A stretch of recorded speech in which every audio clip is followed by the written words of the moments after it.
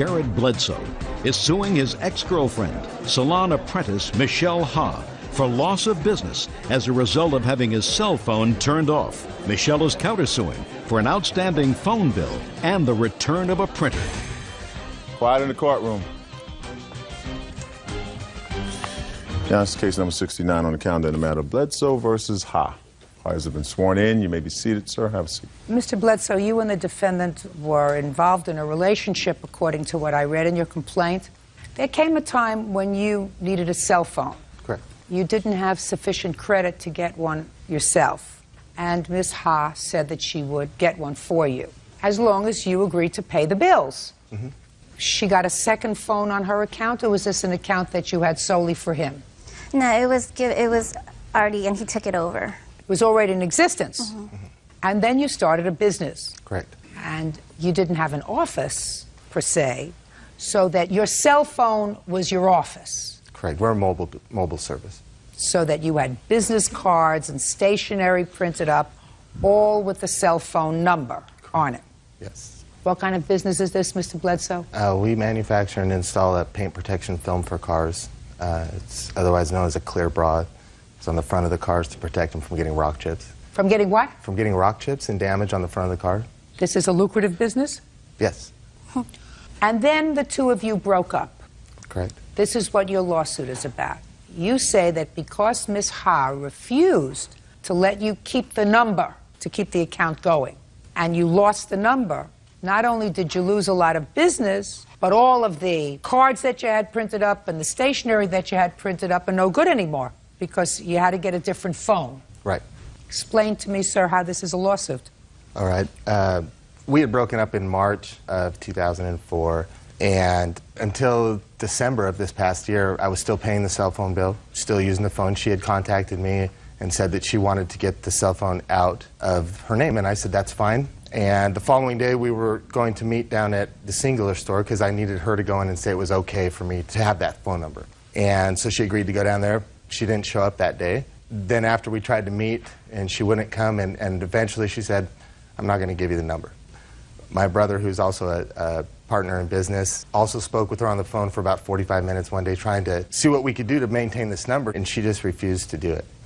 We ended up that month of February going 33 days without any business due to not having anybody being able to contact us through the new number. Mr. Bledsoe, let's say I believe everything that you said to me. What you're complaining about is that she wasn't being a nice person, right? Correct. Correct. She knew without a doubt that without giving me that number, she knew she would hurt business.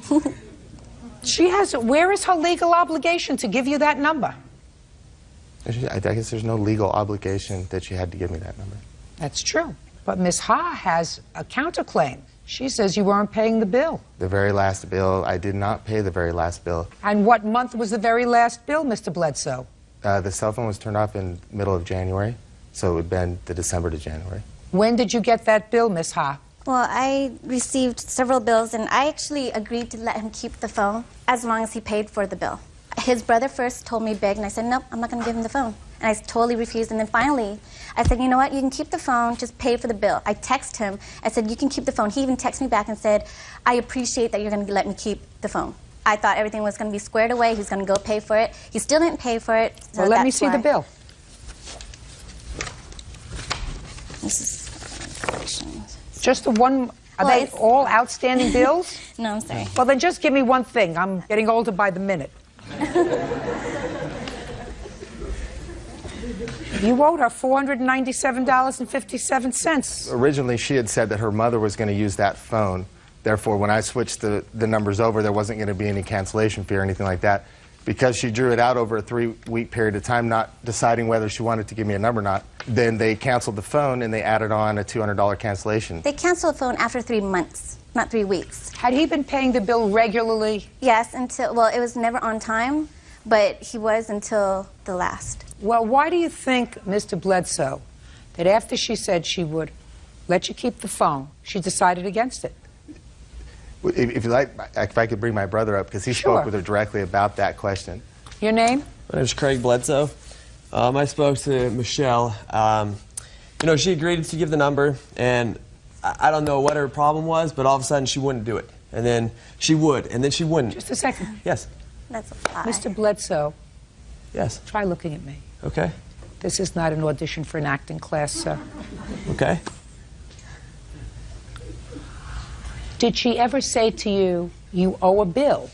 No. Is not an answer. Oh, excuse Did she me, I'm ever sorry. say to you, you owe a bill? She never said to me that I owe a bill. Yes, he owes a bill. Okay. Correct. Now, come back to you. Did you ever have a discussion about paying the bill? Yes. Well, that's the problem, sir. There was some misunderstanding and miscommunication about paying the last bill.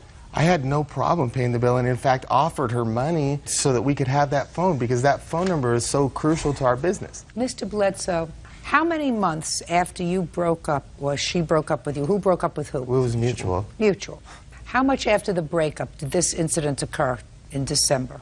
When did you break up? In March. So for a long time, you had the phone. That's correct. And for a long time, there was no problem. Correct. The problem arose when Michelle and I were dating. We had had 2 cars repossessed. I felt responsible for it. Therefore, I had told her that I would give her $250 a month towards her car payment as long as I could afford it. Therefore... What do you mean you felt responsible? Why did you feel responsible? Because we were living together and I was using the car. Both cars. And so therefore... Go ahead. He was using... I got him 2 cars, and he got them both repossessed. And countless of that, like credit cards he used to take to strip clubs, everything. And I saw No. a statement. Yeah. Not true. Just to sit down. Now I don't need you anymore. Fair enough, but I got a lot to say about her side of the story. I mean, I would see things on my statements. So that things started to get nasty before. Things have been nasty Is that for a right? long time, yes. Before. In any event, Mr. Bledsoe, Ms. Ha has no legal obligation to permit you to keep a cell phone in her name and allow you to keep the number. There is no legal obligation. Being a nice person, she could have done it. She chose not to, even if there wasn't an issue with regard to the final cell phone bill. So you don't have a legal case against her. Moral, maybe, but this is not moral court. It's a legal court. Understood? Yes. Very good. Judge Judy continues in a moment. That's your printer? No, that's not my printer. Do me a favor, Bert. Take a look at the receipt and see if it's the same make and model. Oh, I can't believe I went to law school for this. And later today, I felt sorry for her that she was with him. You know who the only person I feel sorry for right now?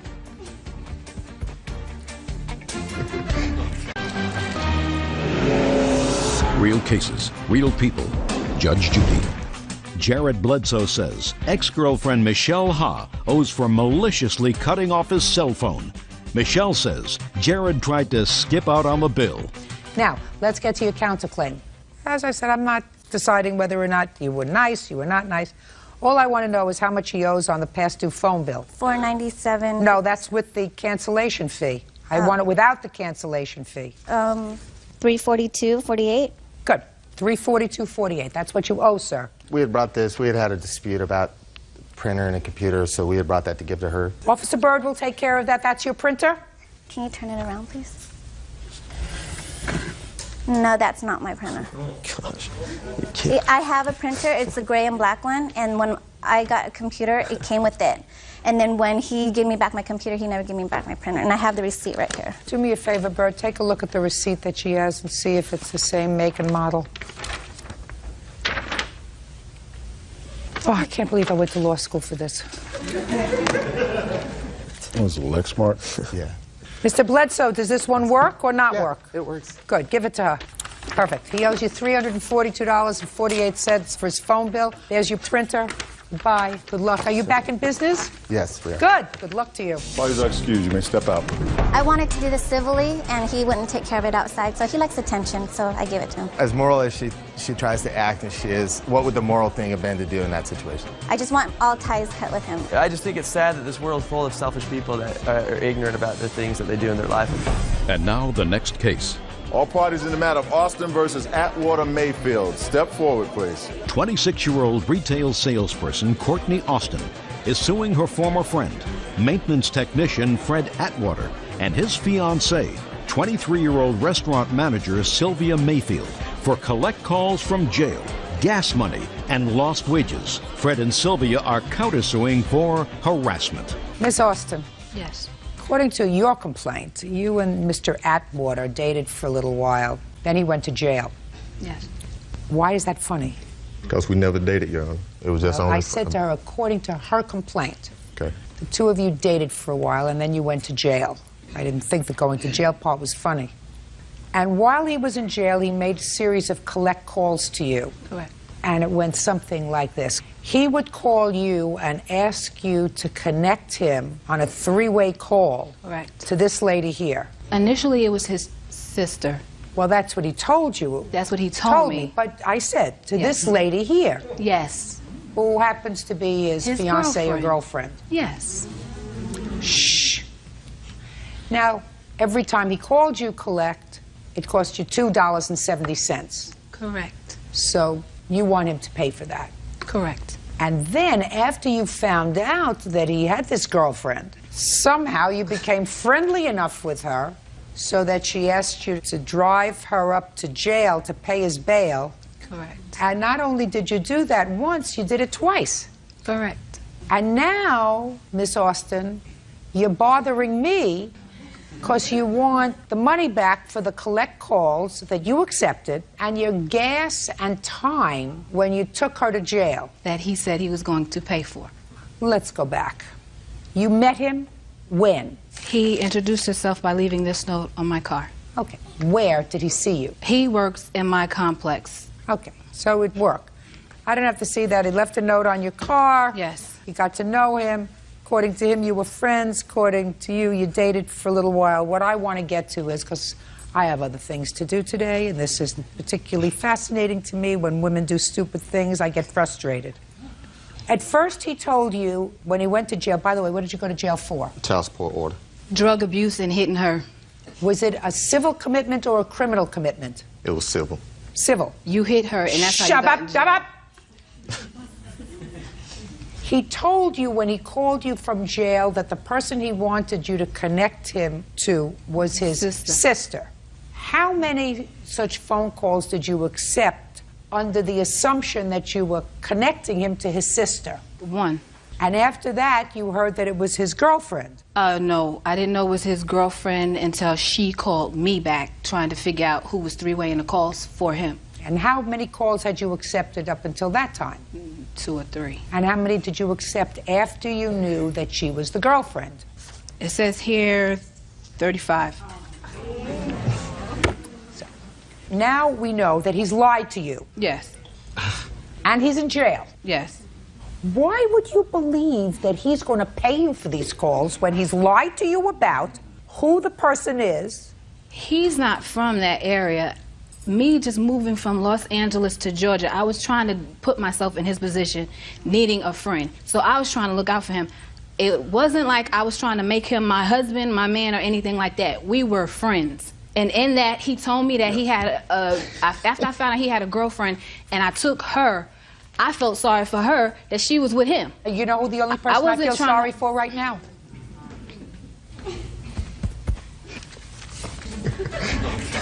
Miss Austin, how much did it cost you, all this stupidity of yours? How much in phone calls? Between 150 and 175. No, between 150 and 175 is not an answer when you're in court. 150. $150. Now, Mr. Atwater, Yes, ma'am. who's supposed to pay that $150? Well, since we were friends, I appreciate the call she did accept for me, but Why didn't she collect the call? They ain't one have a thing- phone at the house. Quiet. for one thing, Your Honor, we had a cell phone. We didn't have a household phone then at the time, and we couldn't make collect calls to her, so I thought I would call her. And she was notified before she accepted the call, $270 per call. She had an option to hang It up does or not accept say it. that. If you say one more word, I'm just going to throw you out. Do you understand?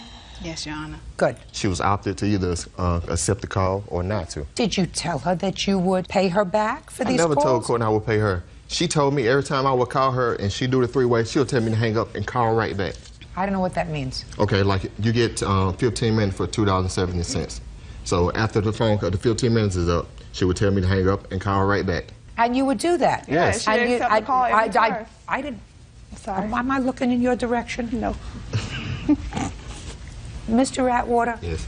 Is it your statement to me that you never said to Miss Austin, please do this collect calls because we have no phone in our house, so if you do this for me, I'll pay you back when I get out? I never told her I was going to pay her. I don't believe that. See, that I don't believe.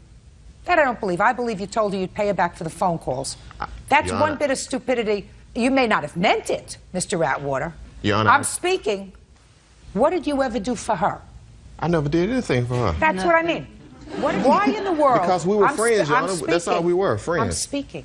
Did Miss Mayfield know that she was your friend? Not at the time. She was in Miami at the time. Exactly. And I did. Quiet! Just to answer my question. I said, did Miss Mayfield know that Miss Austin was your fiancée? And you said no. That's the only information that I need. Now, as far as taking her to and from the jail, tell me how that came about. Fast!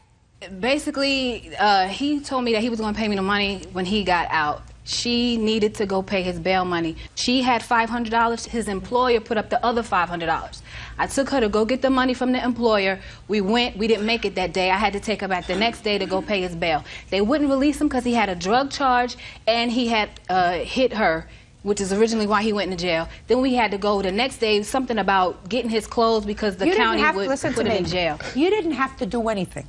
No, I didn't. I did it out of goodness of my heart. That's right. So then don't bother me about it if you did it No, out of the he goodness told of me your he was heart. going to pay me for it. It wasn't like he said he was going to pay me for my trouble. Miss Austin, you did not have a contract with Mr. Atwater, and you certainly didn't I do have have one right with here. Mayfield. Yes, I do. Good, then let me see it. Exactly what I said, Miss Austin. It says you can threaten us all you want. We'll pay for your phone bill. Nowhere does it say that they're going to pay for you taking her to and from jail. I believe that he said to you, if you accept these collect calls, I'll put your hand down. That he agreed to pay for the phone bill, but for nothing else. So that's your claim, $150. Now, you have a counterclaim for harassment. Yes. Get to it fast. Okay, and that statement right there, what she has on the second page, that was after she brought the cops to our house. So we put it in writing. The cop told her to go ahead and take it to the courtroom and file the claim. And she did that. Just a second. And she did that. You said here, I'm going to pay you the money for the phone bill. Stop bothering me. Exactly. Right. But she never stopped. Let's get to your counterclaim. You've got a counterclaim for harassment for $500. I'm going to hear you. 10 seconds or less. The harassing emails, taking notes to our door, bringing the cops to our apartment complex where that is not tolerated. We cannot have no kind of commotion going on. Why didn't you pay her phone bill? Because I never did tell her that, Your Honor. I don't believe that. And she was trying to collect a debt. You're not supposed to take advantage of people, Mr. Atwater.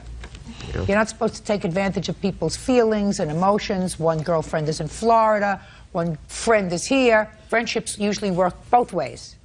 She does a favor for you, you do a favor for her. You did no favors for her. You were a taker. You have to pay her back for the phone. Put your hand down. Are you still bothering them? No. Good. Judgment for the plaintiff in the amount of $150. Your counterclaim's dismissed. Thank you. Parties are excused, may step out. And damages to her home. Order. All rise.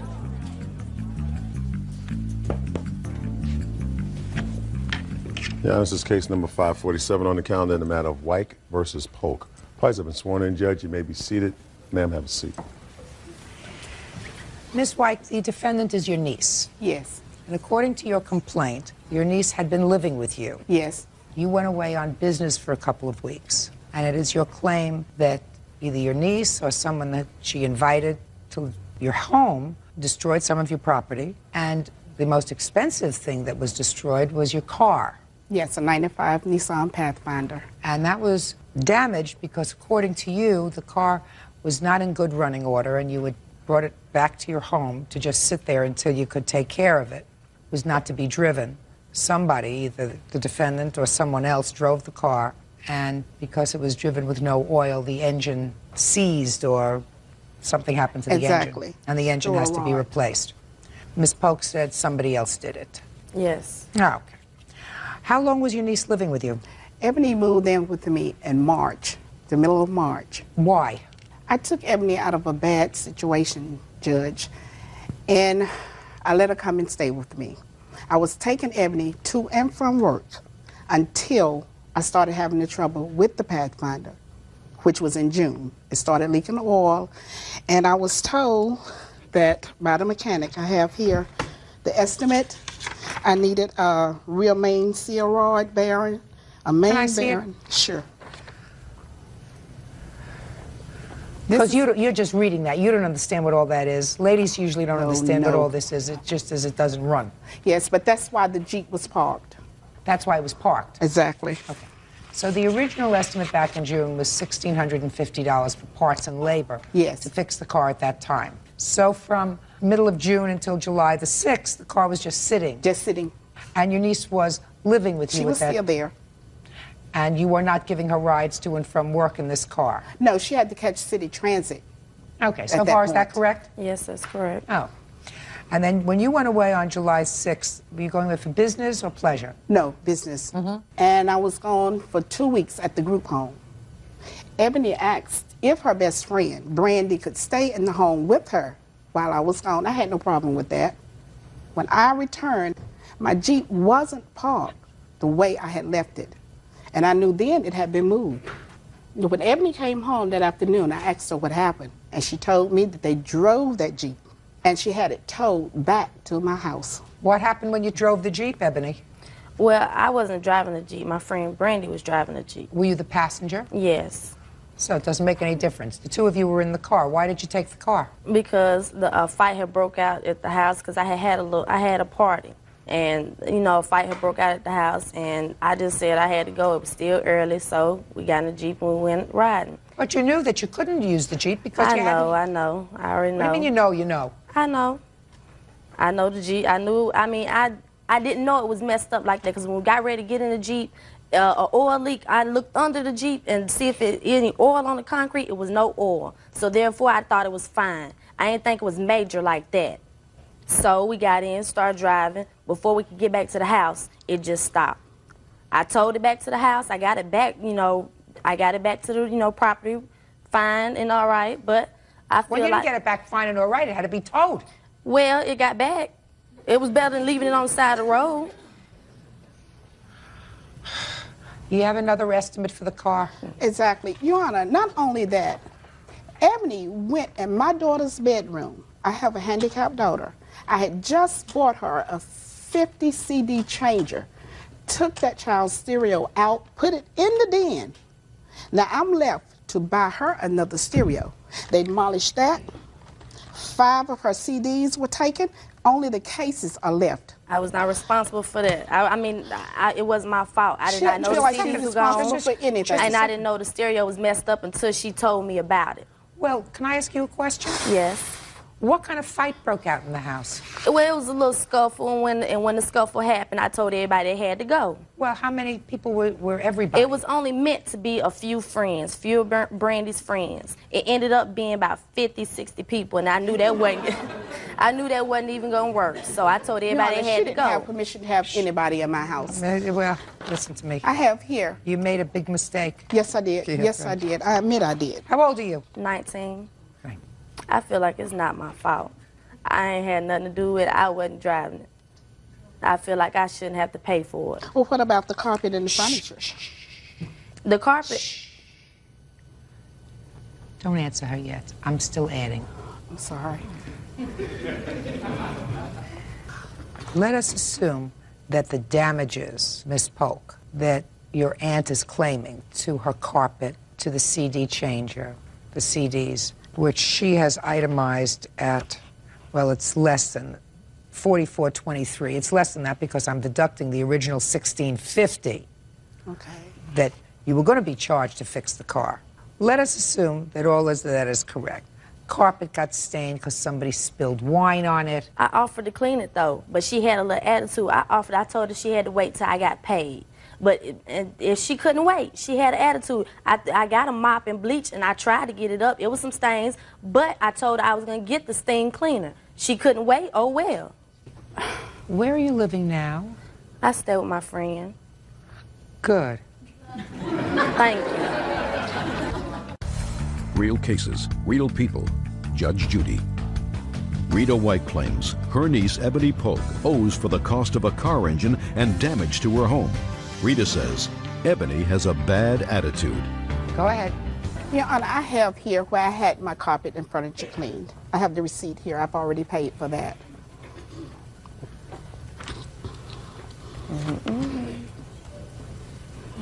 Ebony feels like she's not responsible for anything. Yes, I know that. What are we going to do about that? Well, she cannot come back in my home. Perfect. There's no way. Good. I don't want to come back anyway. She shouldn't come back to your home. Look, you spent $270 on the carpet. That was the carpet and the furniture, the love seat and sofa. And what together. about this CD changer? Yes, that cost $279. Do you have a bill for it? No, I don't have that. The original price was like $319, but it was 6 months old because I bought it for her 25th birthday. That was not my fault. Well, whose fault was it? Tell me. No, the gentleman who was in there who started the scuffle. But I didn't tell Shh, anyone. just a second. You allowed those people into your home. I didn't know it was going to be that many. I did not know all those people was coming. Brandy knew all those people was coming. I did not know. It was only supposed to have been a couple of people. Those was Brandy's friends. She is suing the wrong one. Why didn't you call the police? Because. Why? What's a because? Why? They were already gone. I didn't know who it was. Oh. Listen to me. Some people are helpless. Some people are hopeless. I am not hopeless. Hopeless. Hopeless. Not helpless. Hopeless. Waste no more of your energy. You tried to do the right thing, didn't get there, doesn't get the message. She's got the attitude. It's never going to go away. You try to be a nice person. You said, invite your friend over. Don't stay alone. She abused your trust. She has no sense of right and wrong. She's 19 years old, so she's still young. But with that kind of an attitude, she's never going to change. Wash your hands and say, finito! And concentrate on your children, concentrate on your job, concentrate on what you do, concentrate on the fact that she owes you $3,038. Judgment for the plaintiff. Parties are excused. She may step out. The Jeep was not my fault, and I'm not paying for that. And she knew that, so oh well. All I can say is I love her. I love her, and I'll continue to pray for her. She should have been talking to Brandy about that because those were her friends. She drove the Jeep, and it's her fault. Oh well. I tried hard for Ebony. And now the next case. All parties in the matter of Johnson versus Blocker Thomas. Step forward, please. 35-year-old administrator Gina Johnson is suing 30-year-old nurse Crystal Blocker Thomas for the cost of a wedding veil. Miss Johnson, were you and the defendant friends before you loaned her your veil? Your yes, wedding veil? acquaintances for about 8 years. Acquaintances, but not good friends? No. It's your complaint that you loaned her your wedding veil. She was getting married, and when she finally got around to returning it after many requests, it was ruined, and you want the value of it. Yes, Your Honor. So I'd like you to tell me when you agreed to loan her your veil. We played basketball together in a women's basketball league, and our league had just ended. It was about March. And probably around the mid of March, we went to a restaurant and discussed that she was getting married sometime in July and how expensive it was to get married. And I explained to her that I knew a lot of ways to cut costs, and I had some items that she could borrow. And I had not heard from Crystal after we had that lunch until the morning of her wedding, and that was sometime in July. She called me at 6:45 a.m., spoke to my husband. She called back about 9:15 that morning.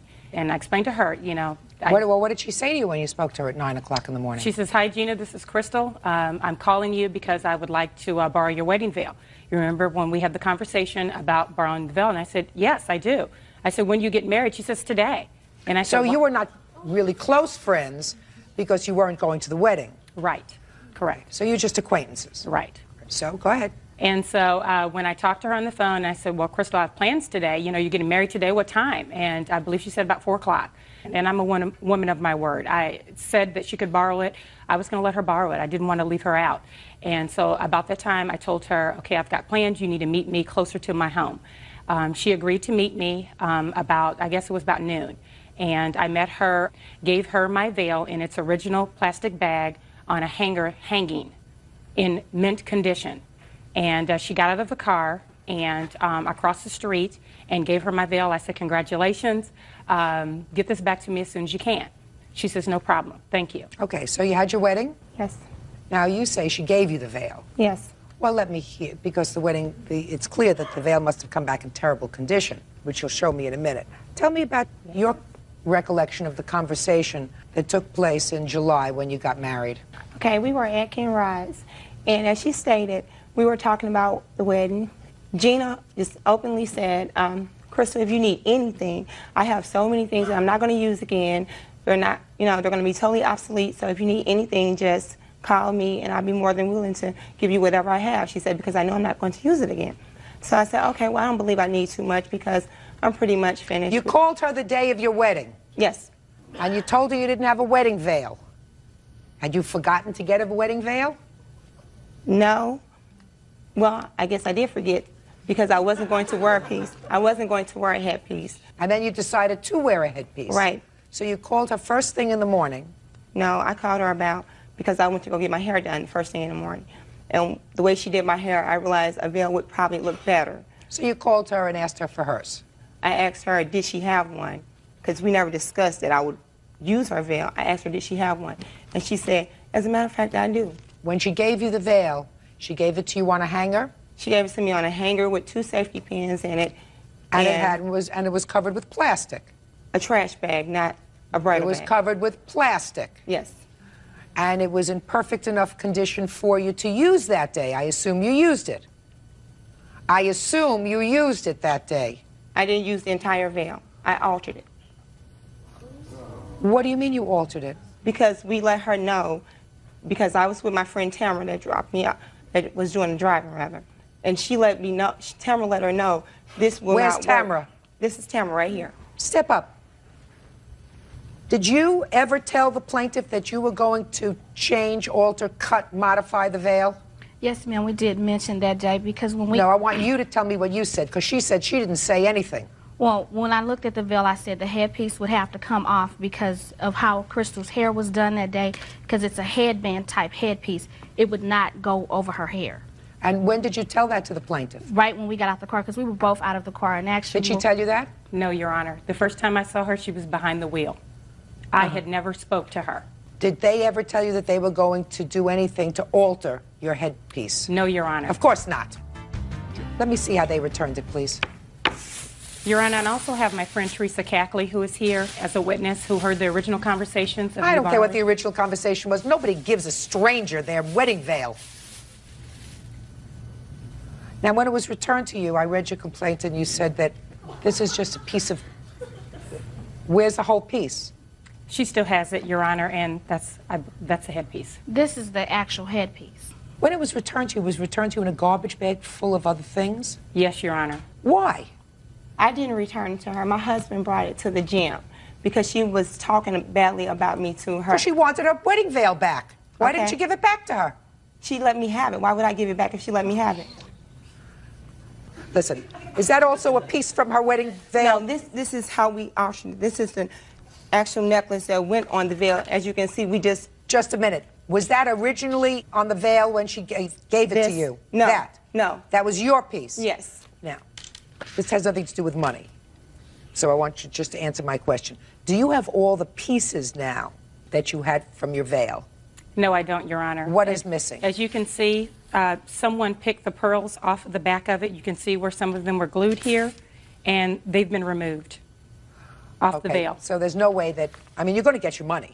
There's no way you're not going to get your money, whatever the cost of the veil was, because Miss Thomas is not operating with a full deck. I never heard of any young woman who thought that she borrowed either a wedding dress from an acquaintance, not a friend, not a best friend, not somebody who was invited to the wedding, from an acquaintance, borrowed a wedding veil, borrowed shoes, borrowed a bag, and then said, oh, it's mine. I can now treat it like garbage. You're absolutely outrageous, and your husband is a bigger slob by returning it in that garbage bag to her with some old dead flowers in it. Was there wedding cake in there, too? Your Honor, that is her bouquet that she returned and did not know it was in the bag. And that's the only way I could get her to return my calls, that she wanted her bouquet back. Really? Why did you want your bouquet back? No. Just answer my, don't think about it. Just tell me, why did you want your bouquet back? Because it's my bouquet. And oh! So it's your bouquet. Right. And you want it back. Sue for it. Sue for it. I want you to listen to me very carefully. You're going to be unsuccessful. Okay. You want to know why? Because your husband gave it to her. Well, she gave me her veil. No, she didn't. She never No, said she, it was no, a she loan. didn't. You just told me your husband gave her this entire bag. I am finding that she loaned you the veil, which you destroyed. But it's so interesting to me, Miss Thomas, that you say, well, it's my bouquet from my wedding. I want it back. And you can't understand why really a stranger who was being nice to you gave you her wedding veil, which is expensive, which was lovely, and you think, she gave it to me, and I don't have to give it back to her. So, you want those flowers? I suggest you file a lawsuit. I hope it doesn't come before me, because if it comes before me, you're not going to get it back because your husband gave it to her. Judgment for the plaintiff in the amount requested. The veil is worth at least $220. That's all. Thank you, Your Parties Honor. are excused. You may. Former friend, 30-year-old health unit coordinator Lisa Boozer, for an unpaid loan. Lisa says Regina has inflated the amount. Order. All rise. Quiet in the courtroom, please. All rise. Thank you. Your Honor, this is case number 571 on the calendar in the matter of Harper versus Boozer. Parties have been sworn in, Judge. You may be seated. Ladies, have seats, please.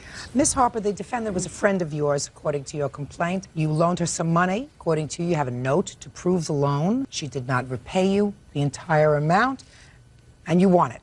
Is that what this is about? Yes. Defendant says she borrowed some money, not as much as you claim. She paid you back every cent that she owes you. So, when did you make this loan and why? I made the loan to Lisa on 6/20/01 because she had written 6 fraudulent checks and she needed the money to repay the checks. Well, how did you find out about this need that she had for the money? She called me on 6/19 at 10 o'clock in the morning and asked me to pick her up from work because she had a warrant out on for these checks. So, She had a warrant out. Mm-hmm. How much money did she tell you she needed? $1,200 and something dollars. Go ahead. I had a loan that I had previously and I had paid it off. So she asked me if I could help her. Could I see if I could borrow the money from there to help her out? What money? Explain that to me. I borrowed some. I had a loan already at First Franklin. It was, where I could go back and borrow money if I needed to. So then I called them and I asked her, could I borrow $1,200? And she said I could borrow up to $2,000. So I told her I didn't need that much, that I needed $1,200. So I had to do $1,500. Why did you have to do 15? I couldn't borrow $1,200. So let me see the loan papers where you borrowed $1,500.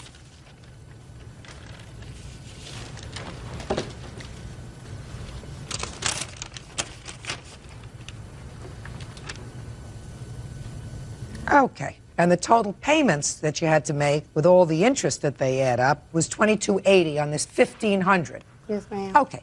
Go ahead. So then I got the money, and they wrote me out a check, and I had to take the check to the bank, and I cashed the check. And me and my witness, Alice Tanner, we went.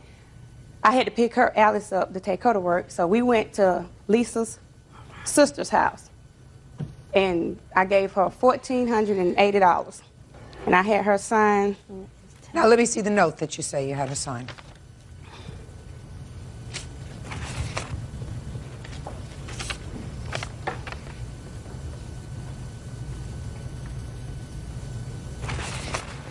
Would you show the defendant this and ask her if it's her signature? Is that your signature? Yes, it is. Fine. Okay, so I'm going to read this note. It says, I, Regina Harper, that's you, borrowed $2,280 from First Franklin Financial Corporation on 6/20/01 for Lisa Boozer, in which she, Lisa, agrees to pay $100 on the 20th of every month until the balance is paid in full. And you signed that? Yes, ma'am. Okay. So, how much did you give her back? Judge Judy, first of all, it was 5 fraudulent checks, okay? The total came up to $830. I have the receipts right here where I paid them. I had $100 of my own money. My mother gave me $30. Regina only gave me $700. I never seen none of the agreement that she signed with the loan company or any of that. You signed this piece of paper. because she said she needed, she was going to get her bills consolidated, and that she needed to let them know that she was not paying that back, that I was the one that would needed to pay that back, not her. Me and her split it that. She needed money for school to pay school off to get her, her grades. She gave me $700 and she kept the rest of it. Well, how am I supposed to tell that from this note that you signed? How am I supposed to tell that? I mean, are you an unintelligent girl? No, I am not. Well, me and Regina both went to college together, and she knows this. If you went to college yes, together, ma'am. so you are clearly an intelligent young woman. This is a promissory note for $2,280, where you promised to pay back $100 a month. Now, I don't doubt that that scenario could have happened. Yes, ma'am. I mean, you're an intelligent young woman. Why would you sign something like this? Because we were friends, and she said she needed the money for her new baby to get her bills consolidated so she wouldn't be in a bind. Very possible. Yeah. Now, you paid her back some. Let me see the receipts of what you paid her. I never got any receipts. I gave Regina cash. My sister was with me every time I paid her. all the receipts. She has made 3 payments. You never gave me a receipt. You never. Because you never paid. You never gave me no paid receipt. It. I paid. Where you gave the receipt to? Don't fight with each other. Listen to me. Don't fight with each other. Hell, I'm gonna have a receipt. Shh, don't fight with each other. Don't speak to She each other. wouldn't have a receipt, Judge Judy, because she never went and paid the loan. I had to go and track her down every 20th of the month, 25th, and go and make the payments myself, go to this place. How many payments did she make? She made 3. Of $300? She made 3 payments of 3, so that's $300, and I've been making them ever since. Can my sister please speak, Judge Judy? Sure. Come on, please. Go ahead. They made the transaction at my house, and it was $700 that Regina counted out to my sister at my house. Then we went and we paid on the checks. Me, my mom, and my sister went and paid on the checks. And I was with Lisa on a couple occasions when she did make the payments to Regina. Regina came over to my house to get the payment. The young lady that's with her now, she don't even know where I stay. I never met her. It's my first time ever meeting her. And we went up to the hospital to also give Regina some money, too. So, I have a piece of paper here. It is a contract. It says, I will pay back this amount of money. If there was a side contract that it wasn't going to be that much money, and I'm not doubting that it's possible that that happened, but I'm not dealing with an unintelligent young woman here. You're right. I'm dealing with an intelligent young woman. You have a contract. You agreed. It was notarized. You went in to somebody actually to have it notarized. The signature's notarized. So you were aware that this was a binding sort of contract. You know, Judge Judy, you know, it's ironic that this would come up after Regina was under investigation at Spummer Regional Medical Center for going into her baby's father, new girlfriend's files. And I told her, me and her went to college together, and we went through too much to get to where we was at. And if they ever came to me and asked me, was she the one that went in her files and they would see that found you out. pulled up her. All right, listen, I'm not. No, ma'am. No, ma'am. No, ma'am. You know you did. Miss Boozer, Miss Boozer. Yes, She's ma'am. saying she don't have. Listen to me. I don't have S6. 1, She's 2, saying- 3, and you're out of here. I'm not a young person anymore. I don't like to shout. Real cases, real people. Judge Judy. Regina Harper says former friend Lisa Boozer refuses to pay back a loan. You borrowed this money in June. Yes, ma'am. And the interest was substantial. And according to you, and even according to your witness, you made no more than 3 payments on the $700 because that's all she's prepared to testify to. Why didn't you pay the rest? Why? No, don't make up a story. Why didn't you pay the rest? I paid her the rest. I made, the last payment I gave her was January when I received the court papers. When you paid her in January, did you get a receipt? No. Then I don't believe you. And I'm going to tell you why. Then I'm going to tell you why. Did you pay her by check? No. Then I'm going to tell you why. Because unless you are really thick, somebody sues you, and you want to make your final payment. And you say that I won't owe you anything, even though the amount that she was suing you for was different.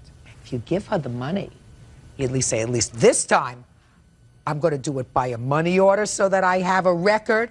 I'm going to do it with a receipt so I have a record. I'll do it by check so I have a record. But you don't just go and hand her the money in cash. So I don't believe you. Judgment for the plaintiff in the amount requested, the amount of $1,700. That's all. Parties are excused. You may step out. I think that, you know, she need to go get a life and find her baby's father. She never was my friend. And when she get back home, she will be picked up because she wrote another check in December. She goes into her ex-boyfriend's new girlfriend's files and finds that she has breast cancer. And was going around telling everybody. Spotted and tell everybody. Stay away from this one. And now the next case. All parties in the matter of Oakley versus Graham. Step forward, please. 50-year-old construction worker Mike Oakley is suing 44-year-old contractor Hans Graham for running him off the road and assaulting him in a fit of road rage. Hans claims Mike started it. All right, you two gentlemen were in your cars, you don't know each other, and there was an incident that looked to me like a little bit of road rage. Mr. Oakley, you claimed that the defendant caused damage to your car. Yes. You want to tell me first when this happened? This happened November 9th, 6:20 a.m. Where were you going or coming from, sir? I was going to work up I-15 out of San Diego. Was it light or dark out? It was just getting light. What kind of car were you driving? 2002 Toyota truck. Okay, tell me what happened. I was in the second lane, which is right next to the fast lane, which I travel that lane. How many lanes are there altogether? There was 6. Go ahead. We were just going along, and who was with you? Donnie is he works for our company too. He's a carpooler. He rides with me. Okay. Driving along, and we got slow traffic in the second lane. It was down to about 60 miles an hour, and I signaled, moved over into the fast lane. Before I knew it, Mr. Graham was on my rear end, and he went to go around me in the second lane. He went past me and cut back into the first lane, and that's where he clipped me and knocked me out of control. I went left, I went right, I went left again and got it under control. I pulled off the road because I couldn't go to the right, there were so many lanes. I pulled off, he had pulled off in front of me about 30, 40 feet. Got out of my truck. As soon as I shut my door, Mr. Graham was right on top of me, saying that he was going to kick my... And he pushed me, and I fell over the little wall that's in between the freeways. I got back up, went to the back of my truck, reached in for a hammer because I didn't know what this guy was going to do next. He came down the side of the truck, stopped there. He went towards the window and asked Donnie if he would like a little bit of this too, and he punched the window. The window didn't break, and after that he came back again, and he stopped and went back to his truck. He wrote down some information, I guess, and he threw the information at me, said I had to go to work, and he left the scene. Let me see the police report, please. Mm-hmm. What is that piece of cardboard that you have, sir? That's showing how the accident happened. This is Mr. Graham, or this is me, and this is Mr. Graham. He came up behind us. I guess this is the wrong way. There we go. I'm sorry. Well, he was in the one lane. You're the red car. Listen to me. In the way No, you I'm have not that the red. diagram. I'm in the second lane here. I moved over, and when he went around... I said you're the red yes, car. You're absolutely right. I'm sorry. Okay, you're the red car. Okay. So I moved over into this lane. Okay, and probably what you did was you cut him off. Is that right, Mr. Graham? Yes, ma'am. You cut him off. And I he got got in front of angry. him. Yes. So he went around you Went around me. to get back in front of you to cut you off. Yes. And he clipped my front end. No, ma'am. Okay. I'm going to get to you in a second. Thank you. Can I see what kind of damage was done to your truck, please? I have the pictures here. It's kind of hard to see because of the light. And here's the estimate for the damage.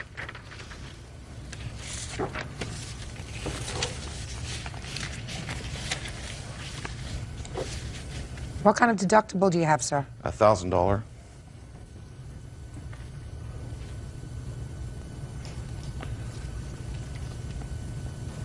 Okay. Now, Mr. Graham, I'll hear you, sir.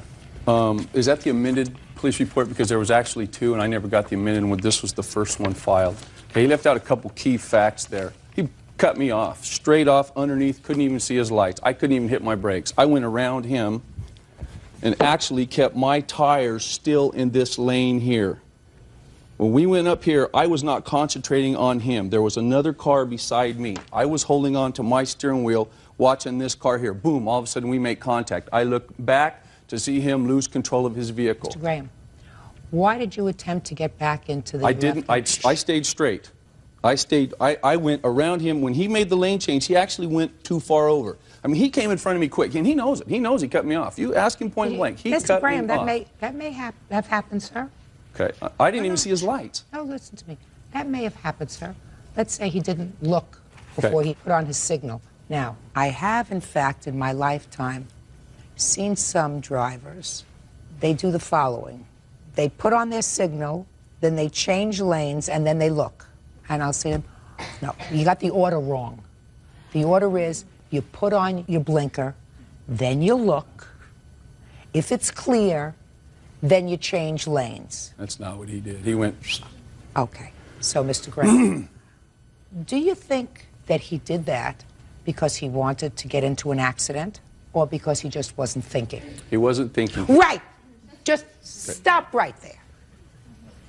So if somebody's not thinking, I mean, he wasn't a nut, just wasn't thinking. And I've seen that. I'm sure that most of us have been in that situation where, you know, you're thinking about something else and you want to change a lane, or you're getting on a highway and, you know, you're looking in one direction, you get on the parkway, and all of a sudden you see a car. It comes out of nowhere. That's what causes accidents. But why did you get so angry? Well, you got, Mr. Graham. Not yet. Can I finish? You told me let me have my chance to talk. You got angry because Okay. he cut you off. No, I didn't. Everything happened so quick, I had to get by him. I had another car here. I got angry when we got out of the truck, and that's where he left out more key parts. We weren't 30 feet apart. Our truck was 10 feet apart. I walked to the back of my truck. He threw his door open, got out, threw his hands up, and said, "Why didn't you let me in?" And when he took a step towards me, I stepped towards him. He wasn't going to hit me, so I pushed him. He fell down. No, Mr. Graham. Listen to me, sir. I read your answer very carefully. You said when he got out of the truck, he said to you, "Why didn't you let me in?" And then you wrote, "I pushed him." No, he threw his hands up. I'm So telling you, he threw his hands. So he threw his hands up. You said, "So I pushed him." And then you say he jumped back up, which means you pushed him hard enough to knock him down. Yes, ma'am. He fell down. So when I say to you, Mr. Graham, that you were angry, you can't say to me I wasn't angry. Oh, no. You were angry. I was angry when I got out of the truck. Yes, You ma'am. were angry before you got out of the truck. No, ma'am. Well, I think you were. Well, I didn't have time. It happened like 1, 2, 3.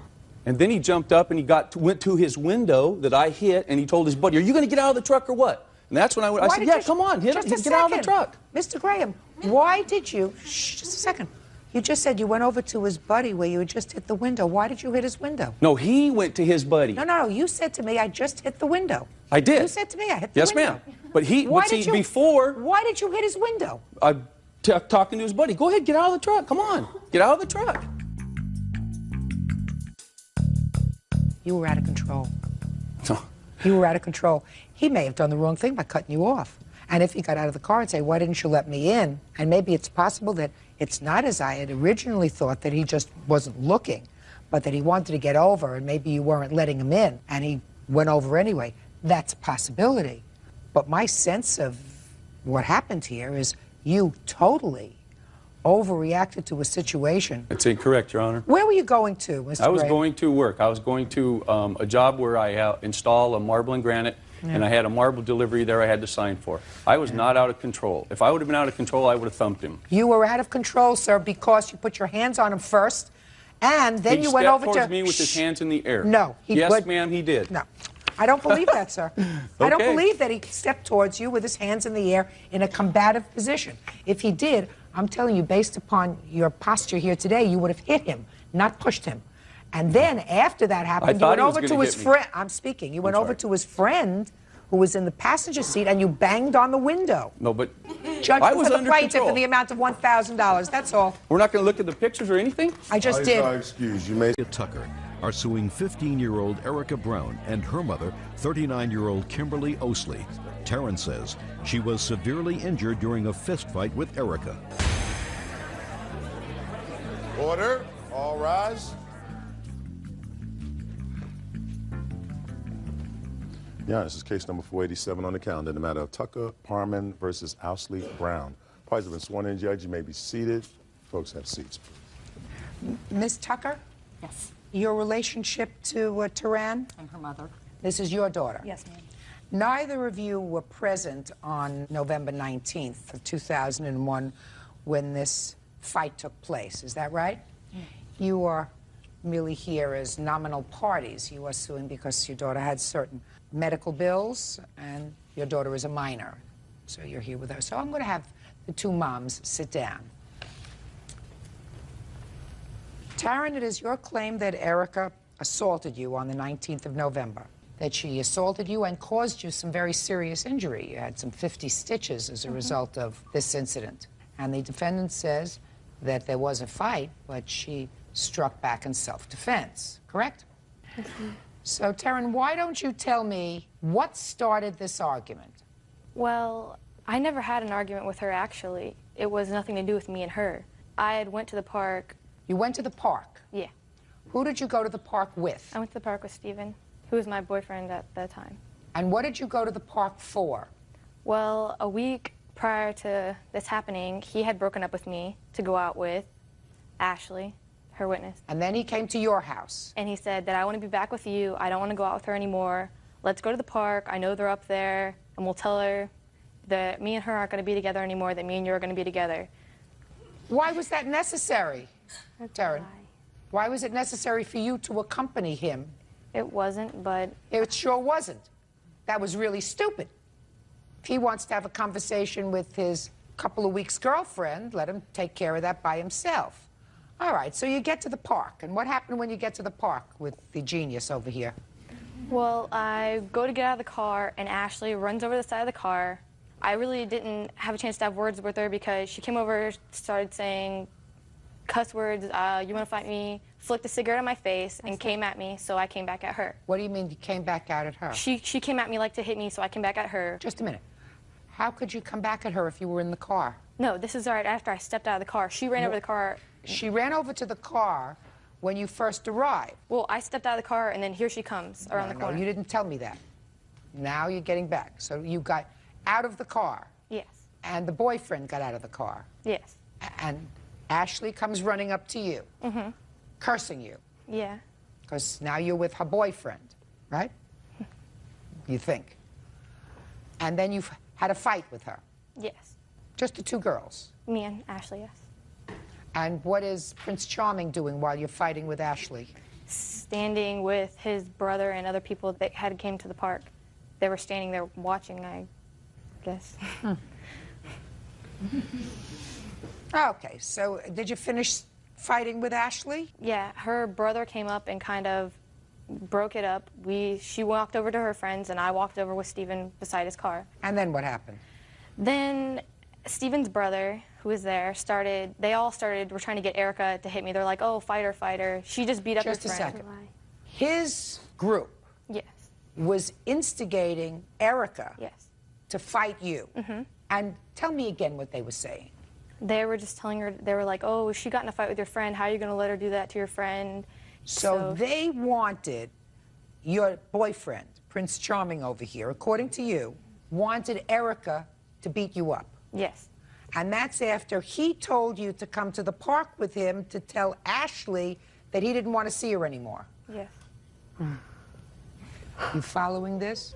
Oh, very closely, very closely. All right, so now they're instigating Erica to fight you. Yeah. What happened next? Okay, well, I was standing near Steven's car, and they were all in a group near us. I wanted to leave, and I had said to Steven, I looked over and I'm like, let's leave. When I went to turn back around, she hit me in the side of the face, got me on the ground, got on my back, took my head and slammed it into the concrete. That's a lot. Shh, just a second. Wait 1 second, you're going to have a turn. Okay. And is that when you were injured? Yes. And where were you injured? All around my eye, and I have pictures. I'd like to see them.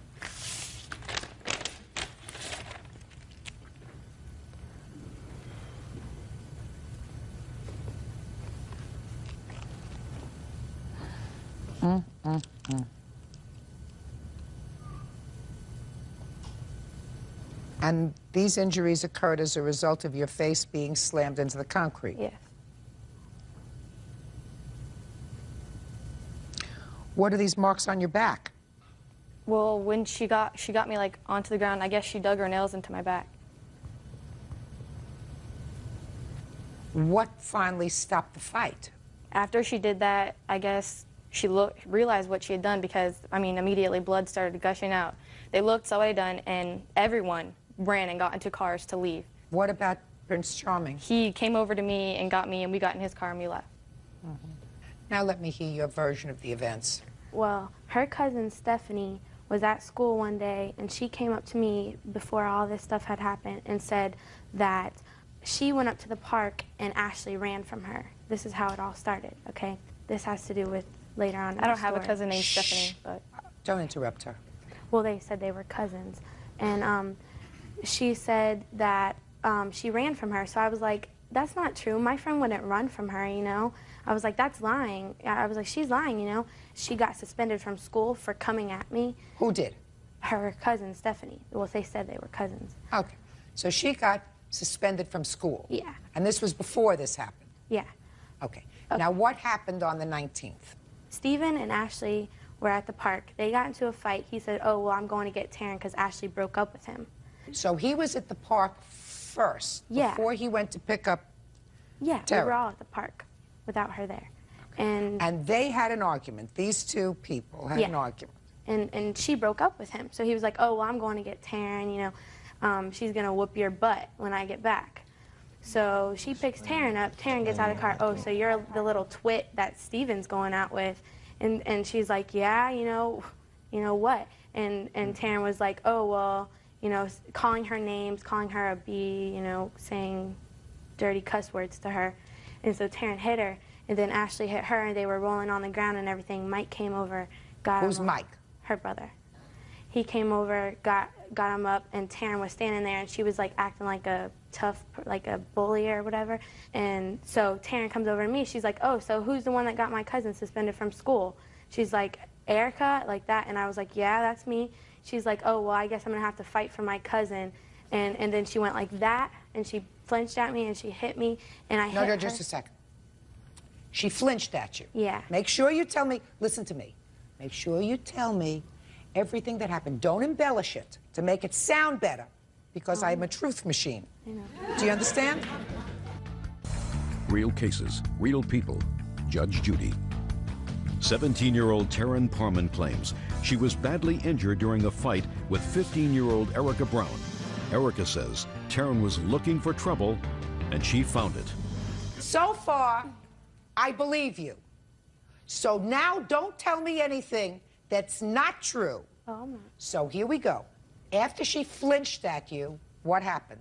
I moved like that because I thought she was going to hit me. Yes, very slowly. And if you don't remember what happened next, you can say, I don't remember what actually happened next. Don't make it up as you go along. I'm not. Good. So you moved back to sort of avoid her. Yeah. And then what happened? And then she hit me in the jaw. How did she hit you? With her fist. Yes. She punched me in the jaw. And so I was like, and I hit her, and then she fell to the ground on her back. I didn't scratch her. The gravel, it was gravel. It wasn't concrete. The gravel scratched up her back. That was it. Because she had a very hurt knee, and her knee was all tore up and everything. Okay, so she fell on her back. Right. She was getting up like she was going to come at me. She grabbed my hair. I grabbed her hair. I banged her head into the ground. Then after that, it was like she got up and she just got into the car. She didn't say nothing to nobody. She didn't say anything. She just got up, got into the car. Steven got in. They left. That was it. So what you're telling me is she hit you first. Yes. And you retaliated. Okay. Now I want you to tell me about this cousin, Stephanie. I don't have a cousin named Stephanie. I said in quotes, cousin, friend, whatever. It's a girl that I used to know in middle school who moved away for 4 years and just moved back. Yes. I don't hang out with her. Yes. I know who she is. We talk at school occasionally when I went to school. And I want you to tell me about this discussion that you had with the defendant, even though it was a short discussion, about Stephanie. We never said anything to each other. At that park that day, we never said a word to each other. So then you're telling me she just came on and assaulted you? Denny, Steven's brother, and all of them were saying, oh, beat her, you know, beat her up, beat her up, beat her up. I went to turn around and she hit me. I never touched her. She hit me, she got me on the ground. Stephen was there, She smacked he my knows. head into the ground. Just a second. Stephen, you think I would believe a thing that he tells me? This idiot? Stand up here, Stephen. I mean, I can't resist this one. You had a fight with Ashley at the park. Yes, ma'am. And after you had a fight with Ashley at the park, you went to her house. Yes, ma'am. And you said, we're going to go to the park now, Yes, ma'am. where the other people are sort of hanging around, because we're bored today, so maybe we can create a fight. Right? No, ma'am. I wasn't Well, what thinking did you go there for with her? that. To talk to Ashley and let her know that I'm going to be back with Taryn. You're lying. No, ma'am, I'm not. Yes, you are. What was the reason for getting her involved with Ashley?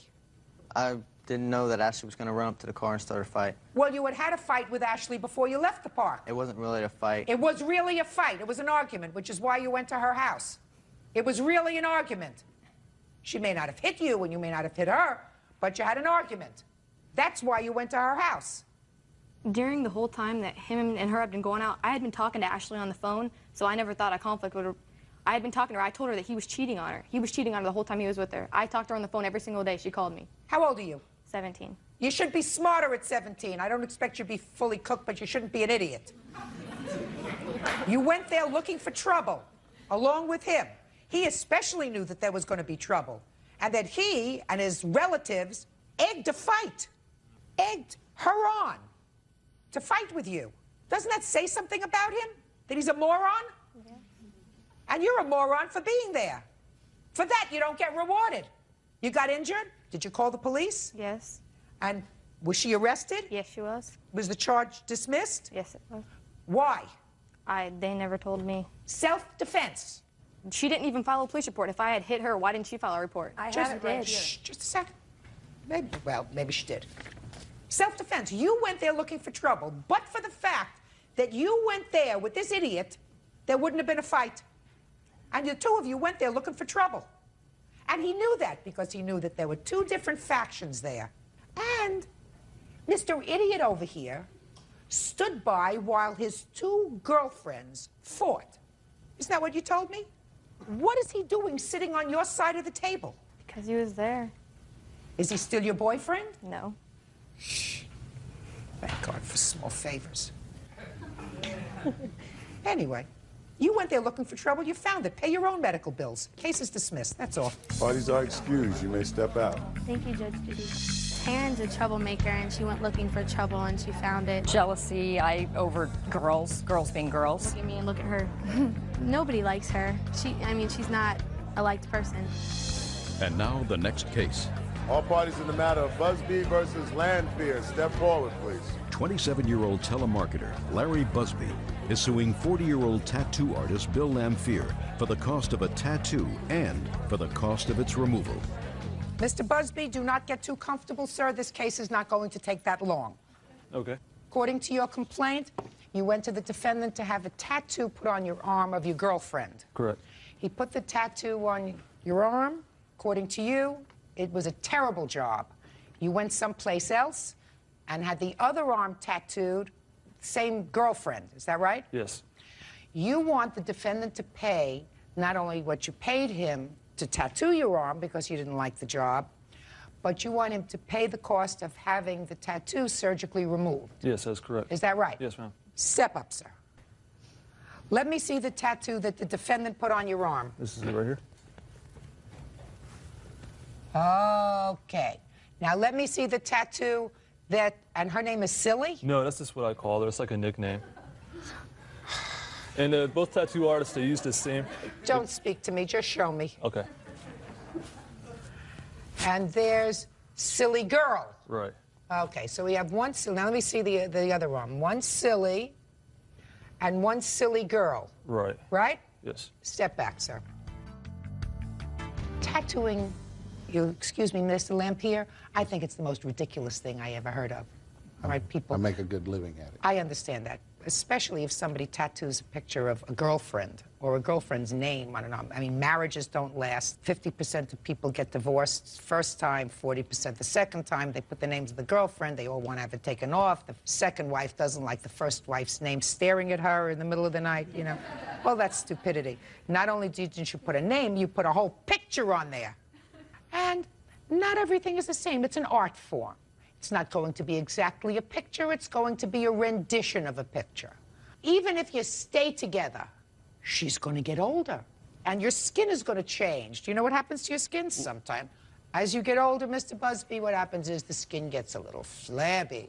So her face may not change, but your arm is going to get a little droopy. And believe me, sir, 20 years from now, those pictures are going to look very, very different on your arm. Well, ma'am, if I can just explain that the fact I want a tattoo of the way she looks now, I understand, you know, she's going to age and things are going to look different, but I want something And your arm is going to age, sir. Right, I understand that, ma'am. The main point is that I took this picture right here that I had blown up, this picture right here, to both tattoo artists, okay? I understand there's a certain amount of freedom that each artist has for their artistic freedom.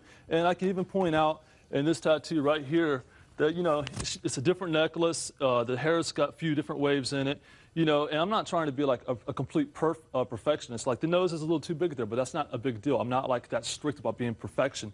But I mean, like these two, it's no resemblance at all to her. I carried in a stack of photographs like this. Mr. Busby, sometimes you go get your hair done. You go to a very, very famous hairdresser, and they color your hair, if one does that, and they cut your hair, and it comes out terrible. You hate it. You don't go back to them. You don't go back. This is a very subjective thing you have on your arm, sir. But I made it clear to him that I wanted, I guess why I used so many different pictures, I wanted to have a strong resemblance to her. And this tattoo does not resemble her at all. It looks like Linda Blair from The Exorcist. I went in there, I told him, I said, this is my girlfriend. It doesn't look like Linda Blair. It looks lovely. And maybe if this relationship doesn't work out, you'll find somebody who more closely resembles your right arm.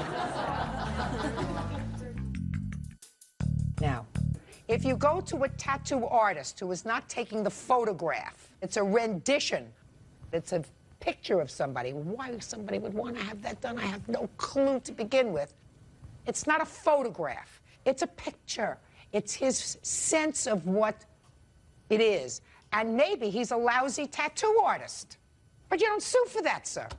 And I certainly, after I had one experience that didn't turn out the way I liked it, wouldn't have gone to somebody else and had the other arm tattooed. Oh. To make a long story short, sir, you now have 2 tattoos. If you want to have one taken off, take it off. He's not paying for it. You understand? Mm-hmm. Goodbye. Parties are excused. You may step out. I would never go back to this tattoo. Student Ben Ahrens is suing 18-year-old college football player Brian Payton for beating him up during a night of heavy drinking. Adam Spear has a separate lawsuit against Ben Ahrens for vandalism to his car.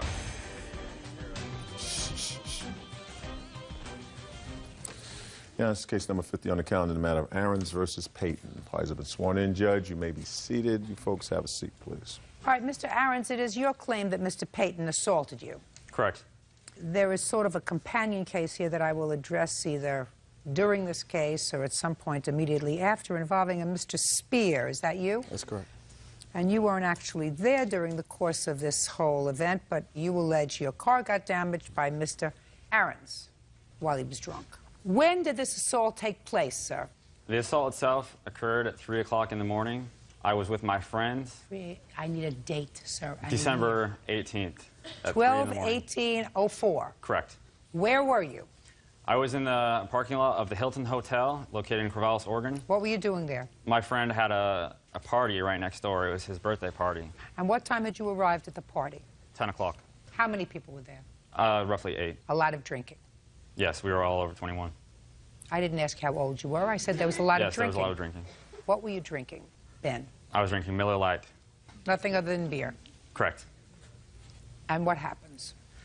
We were outside, out front. There's a fence separating his house and the parking lot. And we were out front there. I was with my friends, Jason. Well, they're actually acquaintances.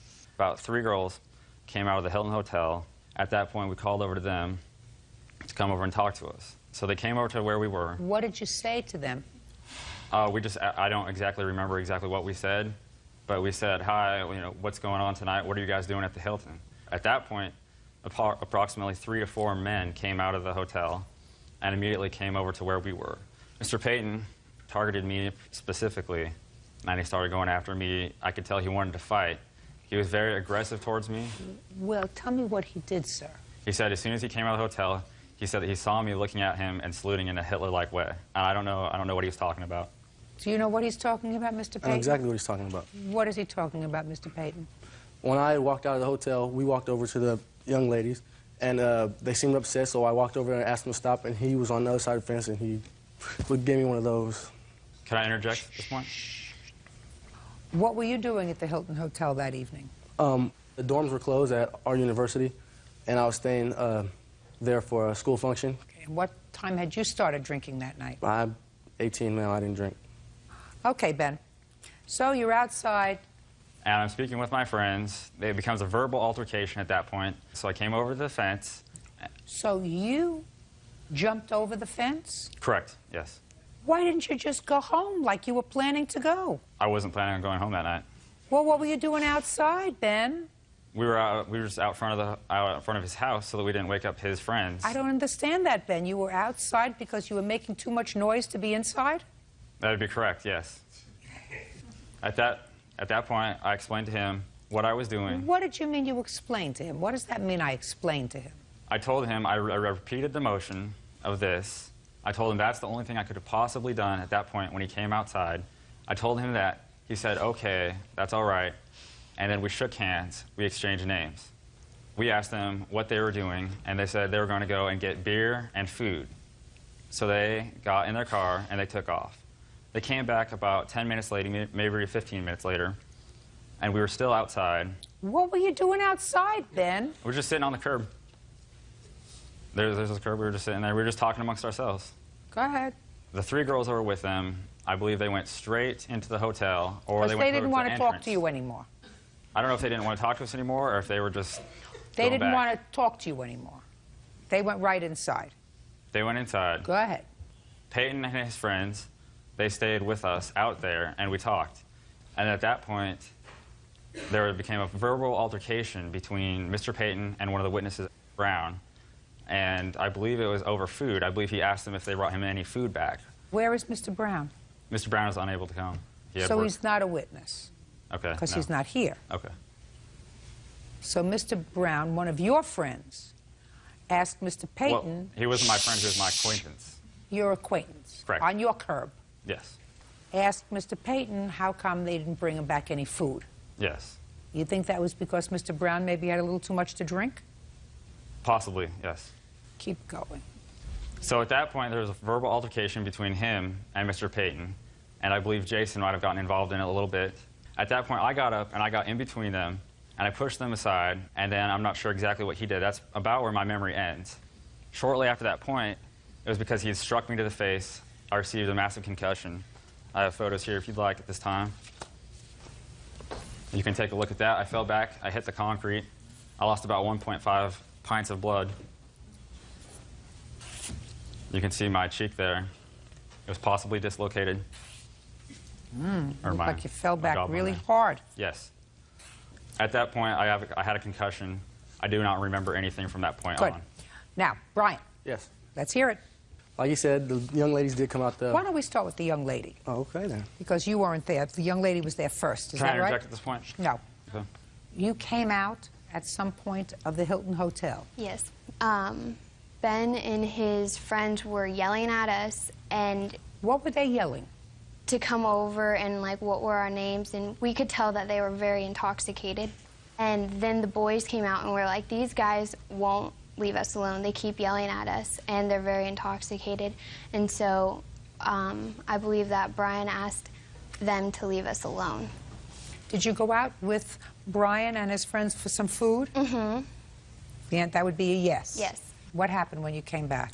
We got out of the car, and they started yelling and stuff like that, and then Ben started beating the car. And the car alarm... Whose car was it? Your Honor. Your car.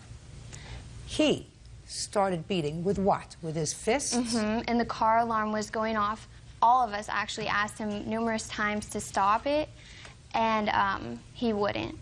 Brian went up to him to get him to stop, and Ben turned around really fast, and his fist came up, and so Brian obviously felt threatened if he was beating the car this much, and so Brian hit him, and he fell back on the ground and hit his head. Okay. The police were called? Yes. You have the police report? I have the police report. And I'd like if to there's see it, something I please. could say. The police interviewed all the witnesses. I'd like to see both police reports, and Ben, I can read. You don't have to tell me what it says. Can I just point one out thing, though, please? Yes? They interviewed all the witnesses there, and they took down their names. Her name's nowhere in the police report. Well, it may not be in the police report, but Did they take down the names of the 3 girls who were... No, they did not. Well, so? I don't recognize her at all. I'm not sure who she is. They interviewed everyone who was there at the time of the incident. Listen to me. You were so blind drunk, not a question in my mind, that you wouldn't know her if she came up and bit you in the behind. You said there were 3 girls that came out. It's my job to ascertain who tells the truth and who lies. She told a very cogent story. There is no reason to say that she's lying about being one of the 3 girls that came out that night that spoke to you. Why didn't the police interview her then? I have no idea, sir. I have enough trouble figuring out why I'm here. Judge Judy continues in a moment. We were drinking, him included. He started picking a fight. I can quote him on, I can kick 2 of your guys' right now. And, Hands off your hips. Real cases, real people. Judge Judy. Ben Aaron says, during a night of partying, he was assaulted by college football player Brian Payton. Brian says Ben was drunk and out of control. In a separate lawsuit, Adam Spear is suing Ben Aarons for denting his car. How did you get the injuries to your hands, sir? How did you get the injuries? I didn't have any injuries on my hands. I noted that Mr. Aarons had injuries to both of his hands. He had abrasions and red marks on his fingers that were consistent with him striking something. This is the photograph of the injury to my hands. This is the dent that my hands allegedly created. That's one hand. I'll take a look at it. Absolutely. If you look in the report, it says injuries to both hands. Right. If there is injury to both hands, you would see it. The only thing that photo shows is a red strap mark from where I was strapped into the stretcher. You can see that. No. Police officer noted, sir, that there were massive dents on a car. That would be Mr. Spear's car. And the police officer said to you, did you strike that car? And you said, I don't remember. That was the answer that you gave to the police. Correct. Police also said that in addition to beer, you drank liquor. Yes. That's what you told the police. Okay, yes. You didn't remember to tell me that. I'm sorry. Police officer also noted that you and your friends were all drunk. Right? Correct. Okay, good. Could I interject with one more thing, please? I have a medical report from when I was there. They did a full body analysis on me. There is nothing in there about any injury to my hands.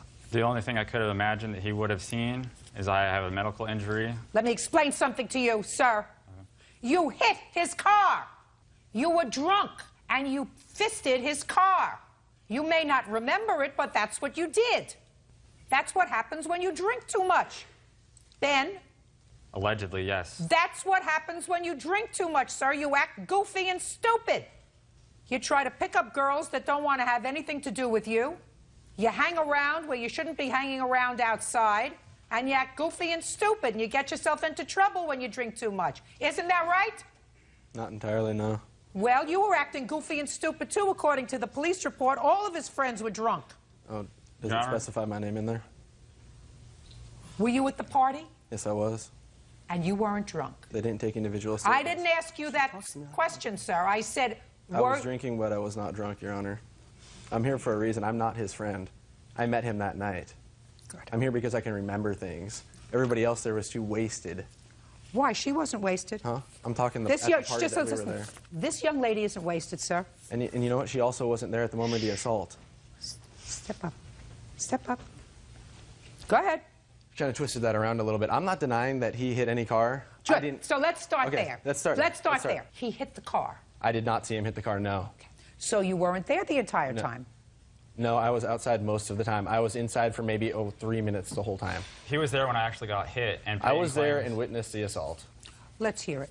Let's hear it? Okay. Take your hands off your hips. We were standing there having drinks. His friends and him among us had beer. They brought a case of beer. We were drinking, him included. He, Mr. Payton, was pretty hot-headed the whole time. The moment he came up, he started picking a fight with me and Brown, who's not here today. I can quote him on, you guys are pretty stupid. I don't want to hang out with you guys. I don't want to sit here and drink with you. I'm going back to my hotel.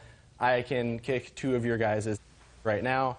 That set me, who's pretty hot-headed, if you can't tell, and Brown off. We kind of got up in his face, and he did the same. Some words were said. That's when Ben said he came up and tried to break up the thing. He went back to the hotel for a while with the girls. We still hung out with his 2 other friends. He came back out. And hands off your hips. All right. He came back out. Some more words were said. Ben, at the time, was sitting on the curb drinking a beer. He stood up. Ben wasn't even looking at him. We were all talking. He walked over to Ben and cheap-shotted Ben in the jaw. So after they left, instead of going back to the house, you stayed in the parking lot. You remember why? It's a place to sit. We were there already. I can just stay where I want, I believe. It's not against the law. I love it when it all comes together. Just let him talk. Right? That's what you do best. Mm-hmm. Mr. Payton. Yes. Here's your problem, sir. Your problem is the statement that you made to the police. And the sum and substance of that statement was that he was loud and obnoxious and drunk. Yes. And he kept hitting on Mr. Spears' car. Correct. And you told him to stop. And he walked away, and he came back and he hit the car again. And then you hit him. That's basically, yes, what happened. I didn't intentionally walk to him to hit him. Like, I came back around the vehicle because I walked through the back of the vehicle towards the Hilton. Whatever. Let me tell you what you said to the police. Okay. Mr. Payton, you said to the police, I told him to knock it off. Mr. Payton said that he started to walk away twice, and each time Mr. Aarons began striking the vehicle again. Mr. Payton said that he told Mr. Aarons one last time to quit striking the vehicle, and when he failed to stop, he hit him. Yeah. I asked Mr. Payton how many times he hit Mr. Aarons, and he said twice. And that you struck him both times in the face. Yes. And you said you were shocked that he fell down because you didn't think you'd hit him that hard. Well, but he was drunk. Yeah. Now you can stand up. I'm going to hear this other case. You want to get that folder now because I don't have to hear it twice. I've just heard the facts of the case. This is Spear against Aarons. Case number 49. Very good. You have an estimate for the damage to your car? Yes, I do. May I see it, please? Would you like the court fees that it's been costing me? No, just the damage to the car. Yes, ma'am.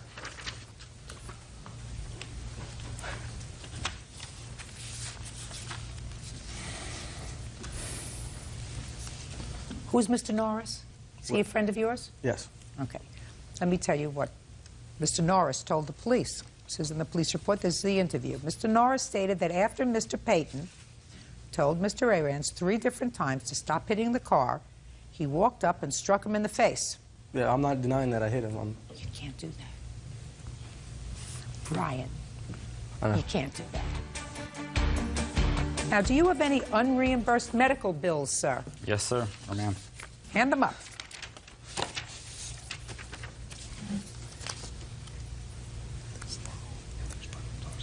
These are all unreimbursed medical bills, is that right? Correct. You had no insurance? My insurance was denied, yes. No insurance. You go to school full-time? Yes, ma'am. Mm-hmm. You have a job? No, ma'am. You can't hit somebody because they're damaging property. He has over $5,000 in unreimbursed medical bills. You have to take care of that. I say this to you, sir, that I think you behaved badly that night, but for the fact that this young man had no right to hit you, believe me, you would leave here today without a judgment. But the law is clear. You cannot defend somebody else's property with physical violence. So I'm awarding you your judgment of $5,000. You are entitled to that. On your claim, I'm awarding you a judgment against Mr. Aarons for $1,500 so that you can fix your car. Anything you want to say to me?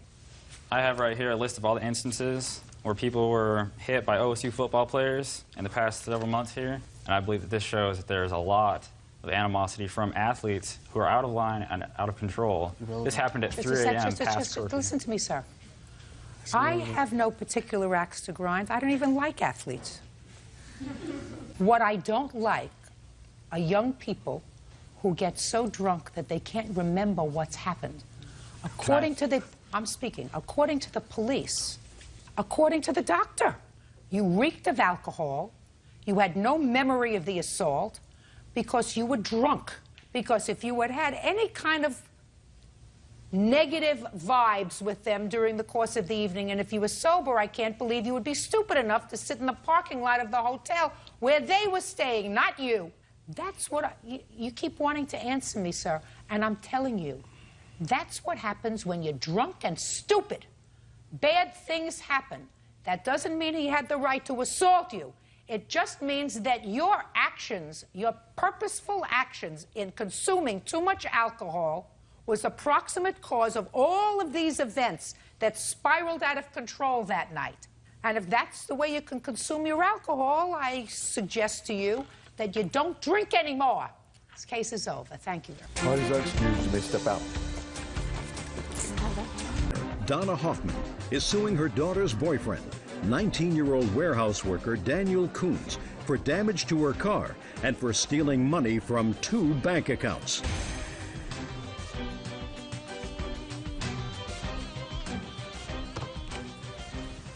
Your Honor, this is case number 82 on the calendar in the matter of Hoffman versus Coons. Parties have been sworn in. You may be seated. Ma'am, have a seat.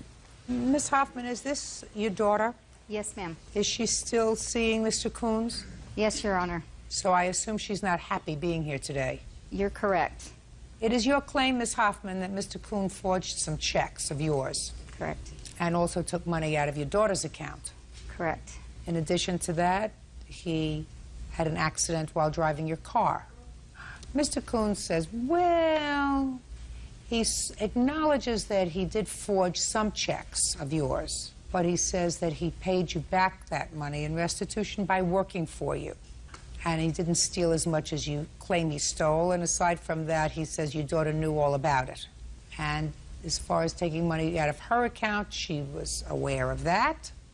And as far as the car incident was concerned, your daughter knew he didn't have a valid driver's license. He had a suspended driver's license, so she gave him permission to drive the car, and therefore he's not responsible. Correct? Correct.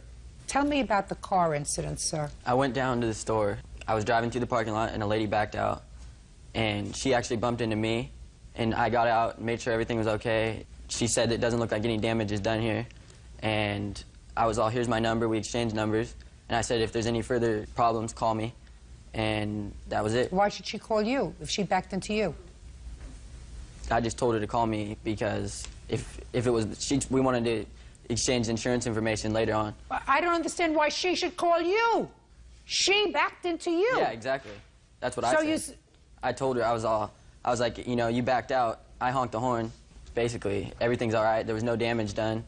Was there any damage done to the car? Yes, there was damage. I have proof that there was damage. And the thing was, he didn't even call and tell me that he backed in. He just, what happened was... Can I see the pictures, please? Yes. The other company called me, and that's how I found out. The other company called you because she was filing a claim? She filed a claim, yes.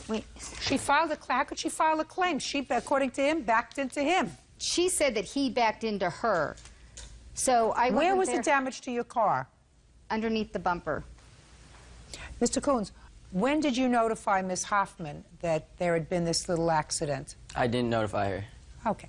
Now let's get back to your defense to this action. Your defense to this action is that you had a suspended driver's license, but your girlfriend knew about it when she gave you the car to go to the store. Yeah.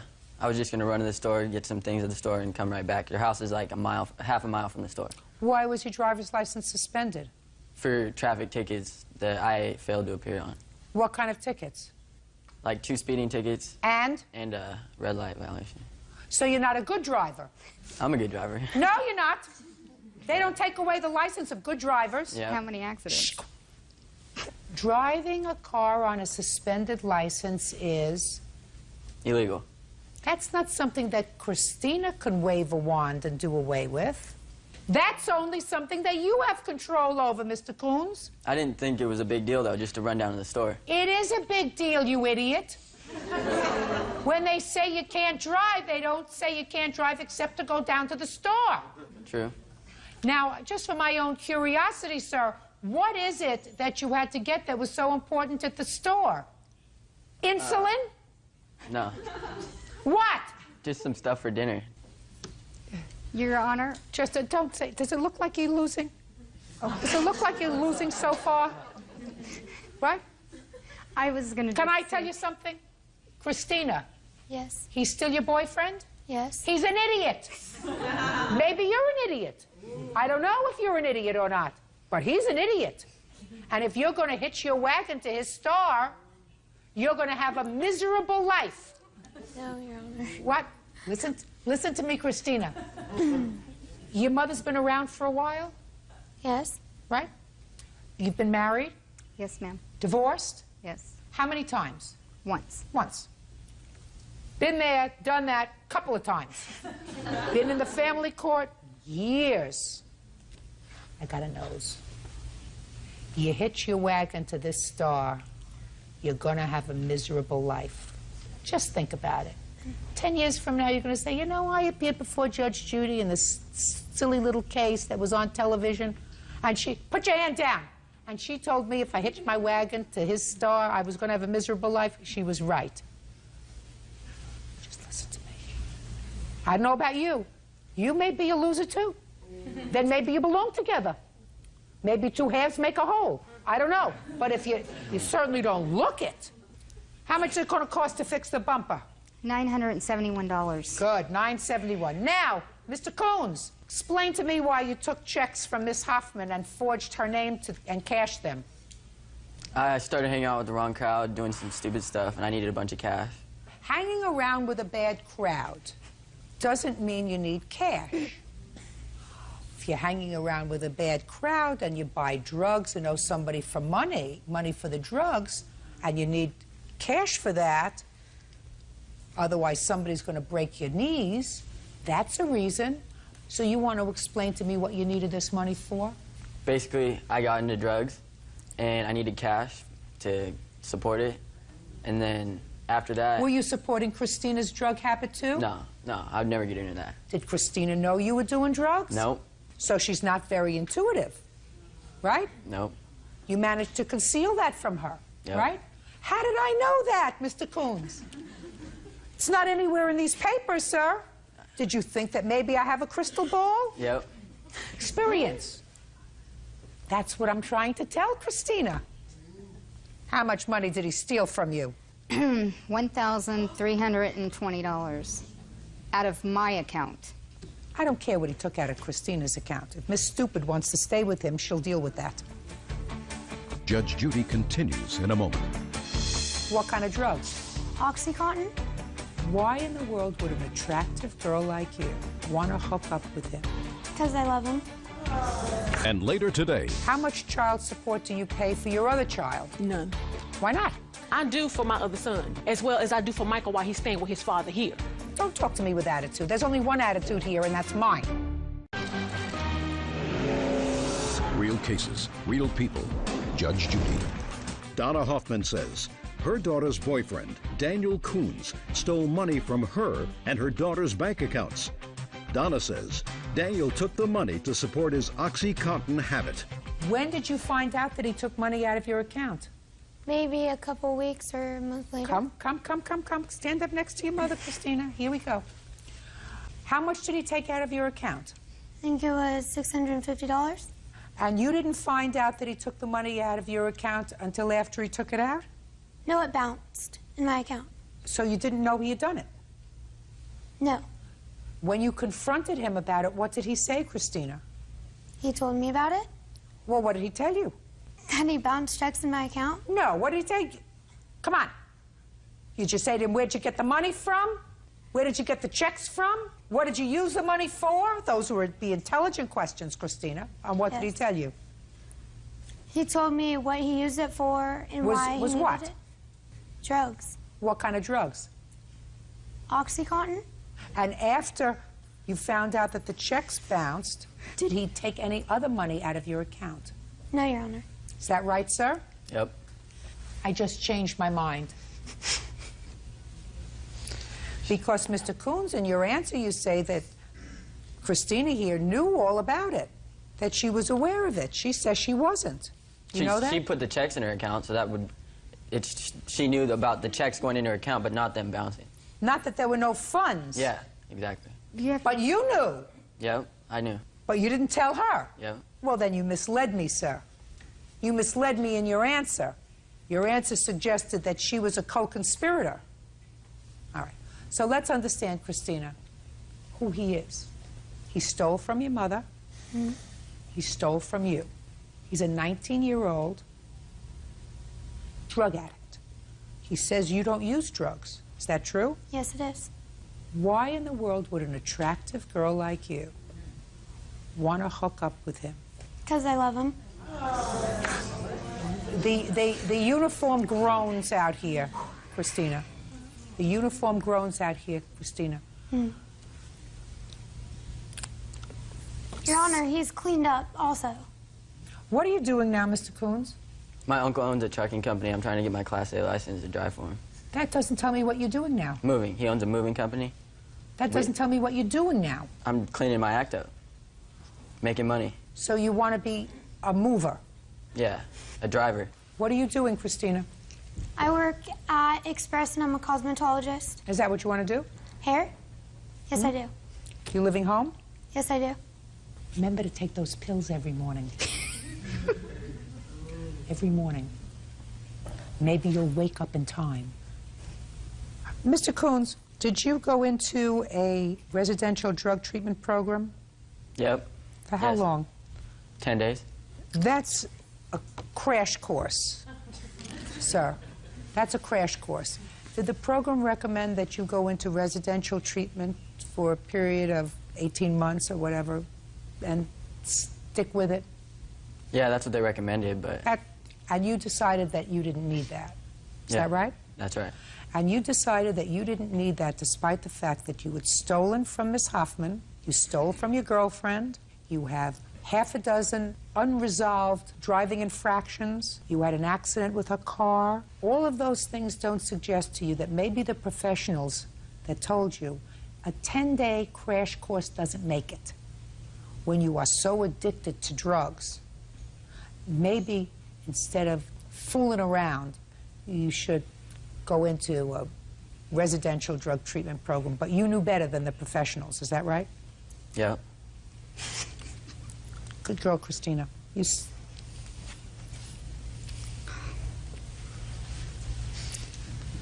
Judgment for the plaintiff in the amount of $2,941. That's all. Thank you, Your Honor. Parties are excused. You may step out. The bank called me and said this doesn't look like your signature, so I, of course, called him up and said, hey, what's going on? She couldn't believe it. And then I was like, you know, I had to admit it right there. I was saying, you know what, I think something's wrong. I think he's on drugs, and we started drug testing him, and he actually admitted to it. I want to get married and have kids and do everything, you know, stay clean, do the right thing. Yes, I see us being together for a very long time. I would really hope that he would clean up, but I've told her that, you know what, once they start being like this, they're never going to change. And now the next case. All parties in the matter of McLean versus Clark. Step forward, please. Meat cutter Michael McLean is suing the mother of his son, nurse Lachelle Clark, for the return of child support. Michael says money was taken from his paycheck while their son was living with him. Mr. McLean, you and the defendant have a son together. Yes, I do, ma'am. And it is your claim that your son was living with you for a period of time at his mother's request. Yes, ma'am. And during that time, they were taking child support out of your check. Yes. And Miss Clark knew that the child was living with you, and she was the only one that could stop this child support payment. She did not, and you want her to pay you back the money that you sent, or that was taken out of your check, for your son while he was living with you. Yes, I wanted her to stop it immediately. And Miss Clark says, well, it was only temporary, and she was providing some things for him also. Yes. Right? Okay. How old is this child? He's 11. And why did he go and live with his father, Miss Clark? He went to live with his father because at the present time, my landlord went up on my rent $300 because I had lost. You were having a problem with housing. Excuse me? You were having a problem with housing? Yes. All right, that's the bottom line. Michael McLean says the mother of his son, Lachelle Clark, accepted child support payments after their son started living with him. So when did you call Mr. McLean and ask if he could take your son? Around the 1st of January when I first started having my housing problem. And when did he actually go to live with his father? The 28th of January. Is he still there? Yes. And how much is the child support order, Mr. McLean? I want to say $272 a month. What do you do for a living, Mr. McLean? I'm a meat cutter, meat manager. How many children do you have? I got 3. Do any of them live with you? You have to think No. about that? None of them live with you. No. Do you pay child support for any other children? Yes, I do. And what do you do for a living, Miss Clark? I'm a nurse. How many children do you have? 2. Well, I know one is living with Mr. McLean. Where is the other child? The other one is with his father also. How much child support do you pay for your other child? None. Why not? What do you mean? Because me and him have an understanding. This thing right here, I can't have Just listen to me. Listen to me very carefully, Miss Clark. I do for my other son, as well as I do for Michael while he's staying with his father here. Well, listen to me. Don't talk to me with attitude. There's only one attitude here, and that's mine. I will. Listen to me very carefully, madam. There's only one attitude here.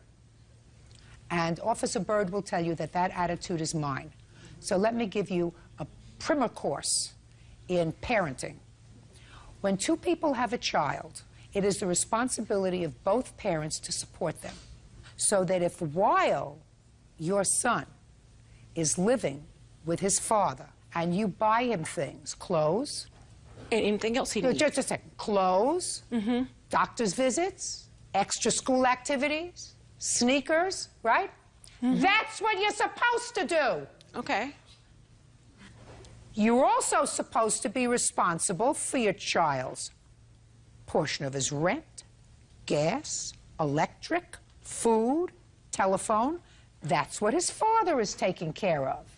He's not supposed to be sending you money so that you can spend his money on clothes for your child. That's money that you're supposed to be paying out of the money you make from being a nurse. So when your son went to live with his father, the child support should have terminated. The truth of the matter is, while your son is living with his father, you should be paying his father child support.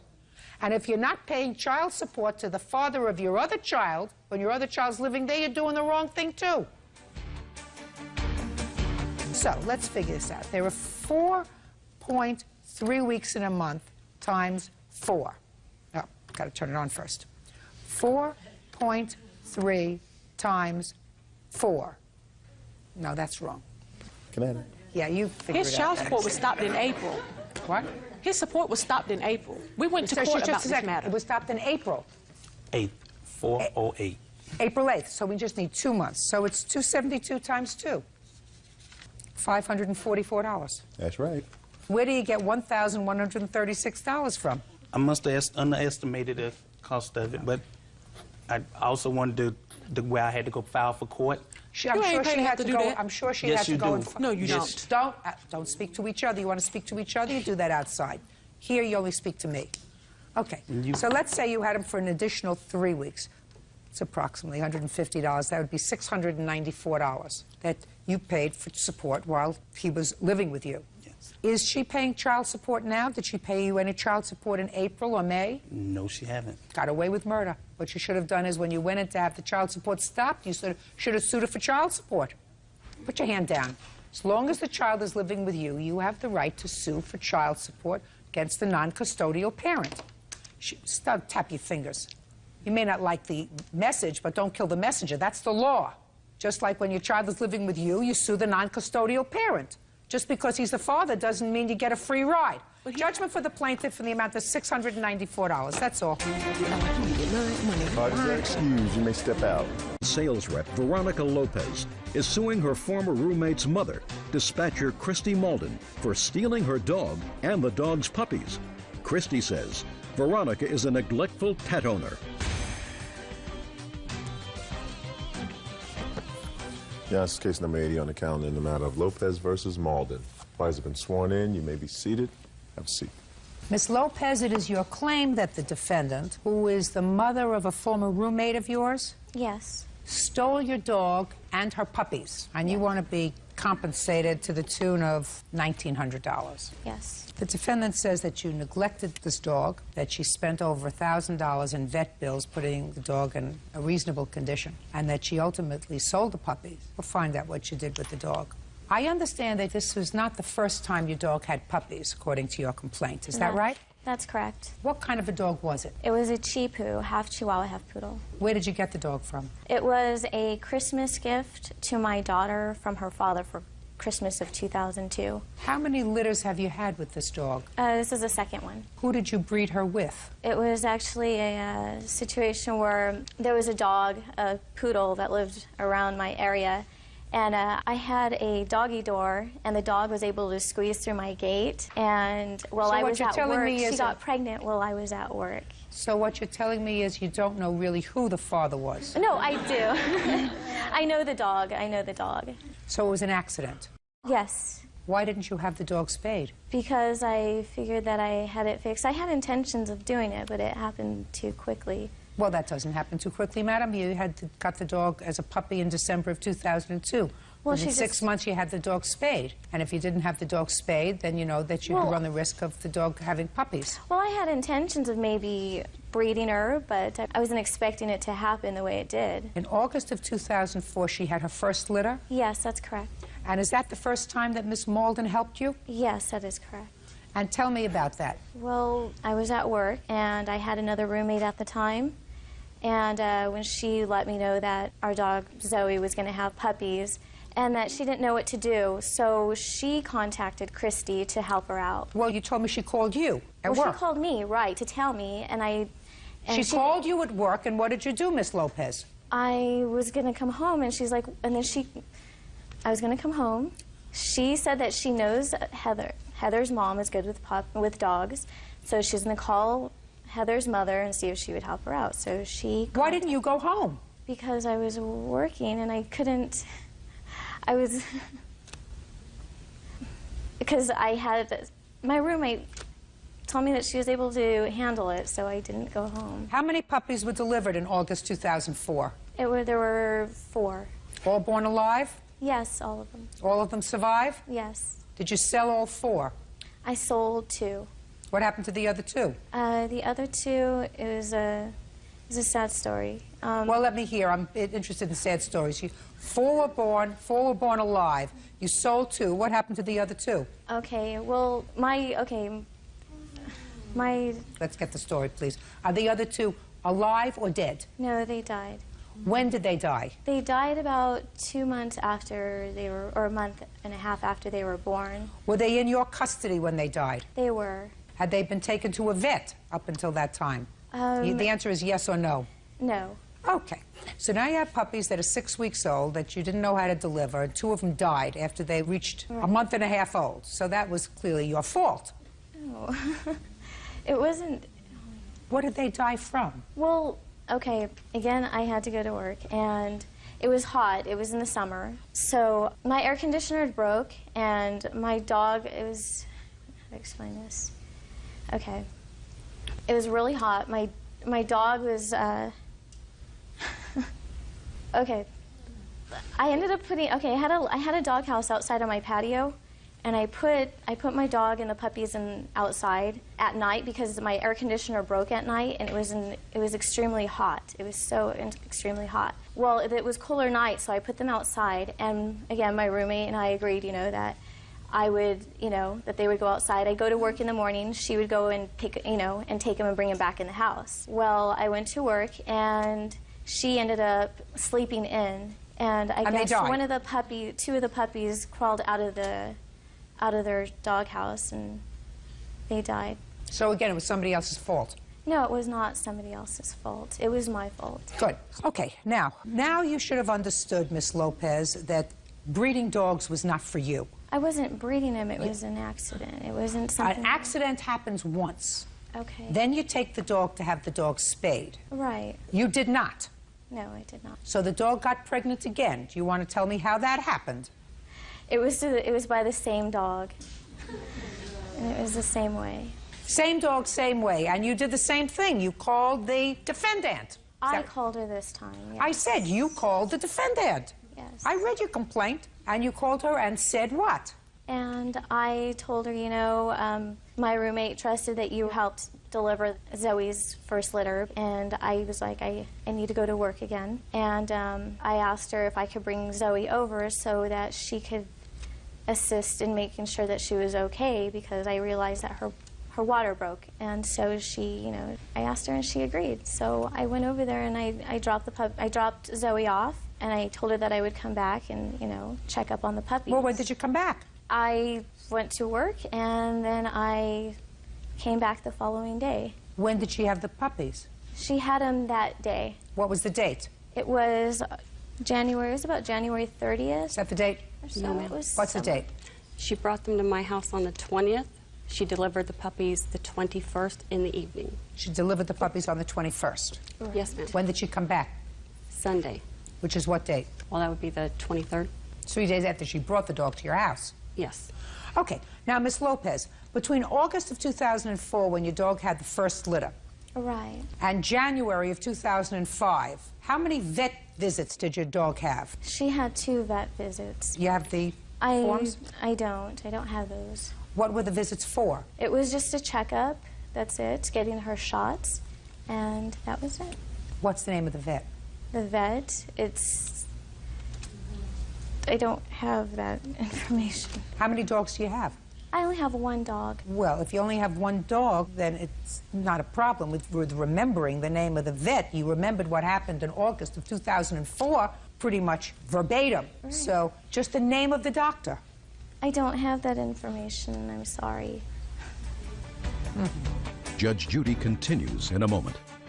You certainly don't have any room up here to take care of yourself, a 5-year-old, a dog, and 8 puppies, because you couldn't figure out that that doggy door was going to be open and closed and open and closed and open and closed. So you got to think about that. Real cases, real people. Judge Judy.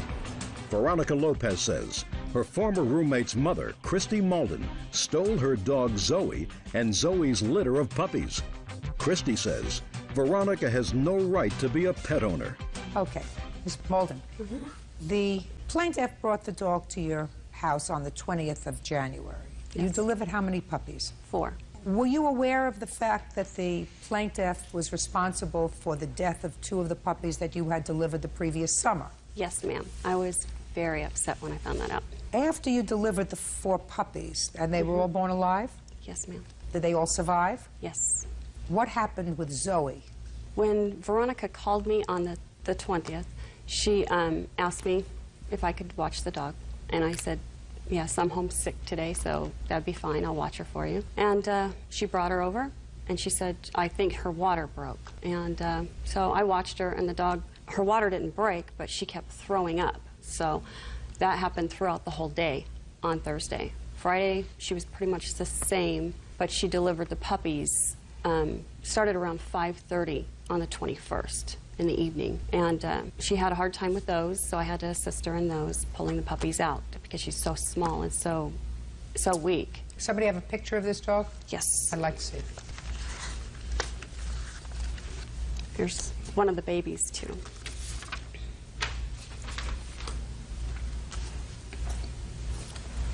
That was when the puppies were 3 weeks old. Okay. When did Zoe have to go to the vet? Well, Sunday, Zoe started having diarrhea in the evening. By Monday, she was throwing up. I had put her in my bathroom with the babies and came back at lunch to check on them, and she was laying in both feces and nursing the puppies at the same time. Well, I then called Veronica and let her know, the situation, told her they needed to be taken to the vet. And she You said, remember that phone call? Yes, I do. Did you rush home to take her to the vet? I told her that I was going to come by and pick up the dog. Did I you? did not. No, I did not, because she didn't explain to me or go into detail on what exactly was happening. I mean, is there something thick? She's had your dog the 20th, 21st, 22nd, and 23rd. She had the dog when the dog delivered the puppies, when the dog was vomiting, which she told you about. She had the dog when the dog had the puppies. Now she's calling you and saying, there's a problem. The dog has to go to the vet. Right. See, I went to her house. It was 2 days after Zoe, or a day after Zoe had the puppies. I went over to her house to go visit my dog and the puppies. I'm talking to you about the day she called you and said the dog is sick. Right. But there's more that goes to that. And how old's your daughter? She is 5 years old. Have you ever gotten a call from school and what's your daughter's name? Alexis. Alexis. Alexis is sick. You have to come and get her. Yes. And do you go after work? And yes, I do. You go after work. You say, you just hold her there. I'll be there when I can get there. Yes, I do. I get off. No, I apologize. No, I don't tell her to hold on there. I get out of work and I go get my daughter. I apologize. I was missing. Well, that's what I'm asking you. Yes. That's what this lady said. She said this dog is very ill and has to go to the vet. I understand that. What do you understand, Miss Lopez?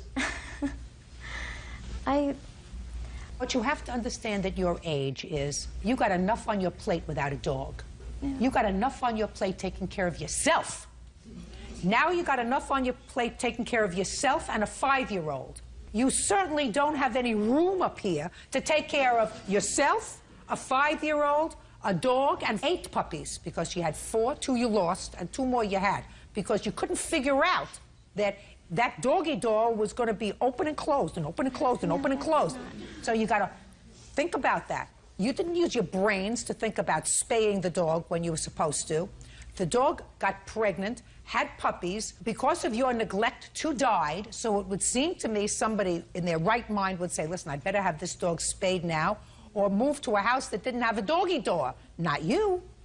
You kept the dog. You kept the doggy door, and what do you know? Neighbor's dog comes in again, and once again, your dog is pregnant. And you are running to work. So you call somebody else to clean up after you. Well, I was working, and she called me, and she told me she had already taken her to the vet. No. This is after the conversation. No. You said, I'll be there. Right. Did you leave work? No, I did not leave work. What time do you get off from work? Sometime in the afternoon, late afternoon. Your Honor. So you had no intention of going over there? No, I did. Did you go and say, I have to leave work? Veronica Lopez claims her former roommate's mother, Christy Malden, stole her dog Zoe and gave away Zoe's litter of puppies. What was the vet bill for Zoe? It was $1,900. Can I see what they had to do with the dog, $1,009.88.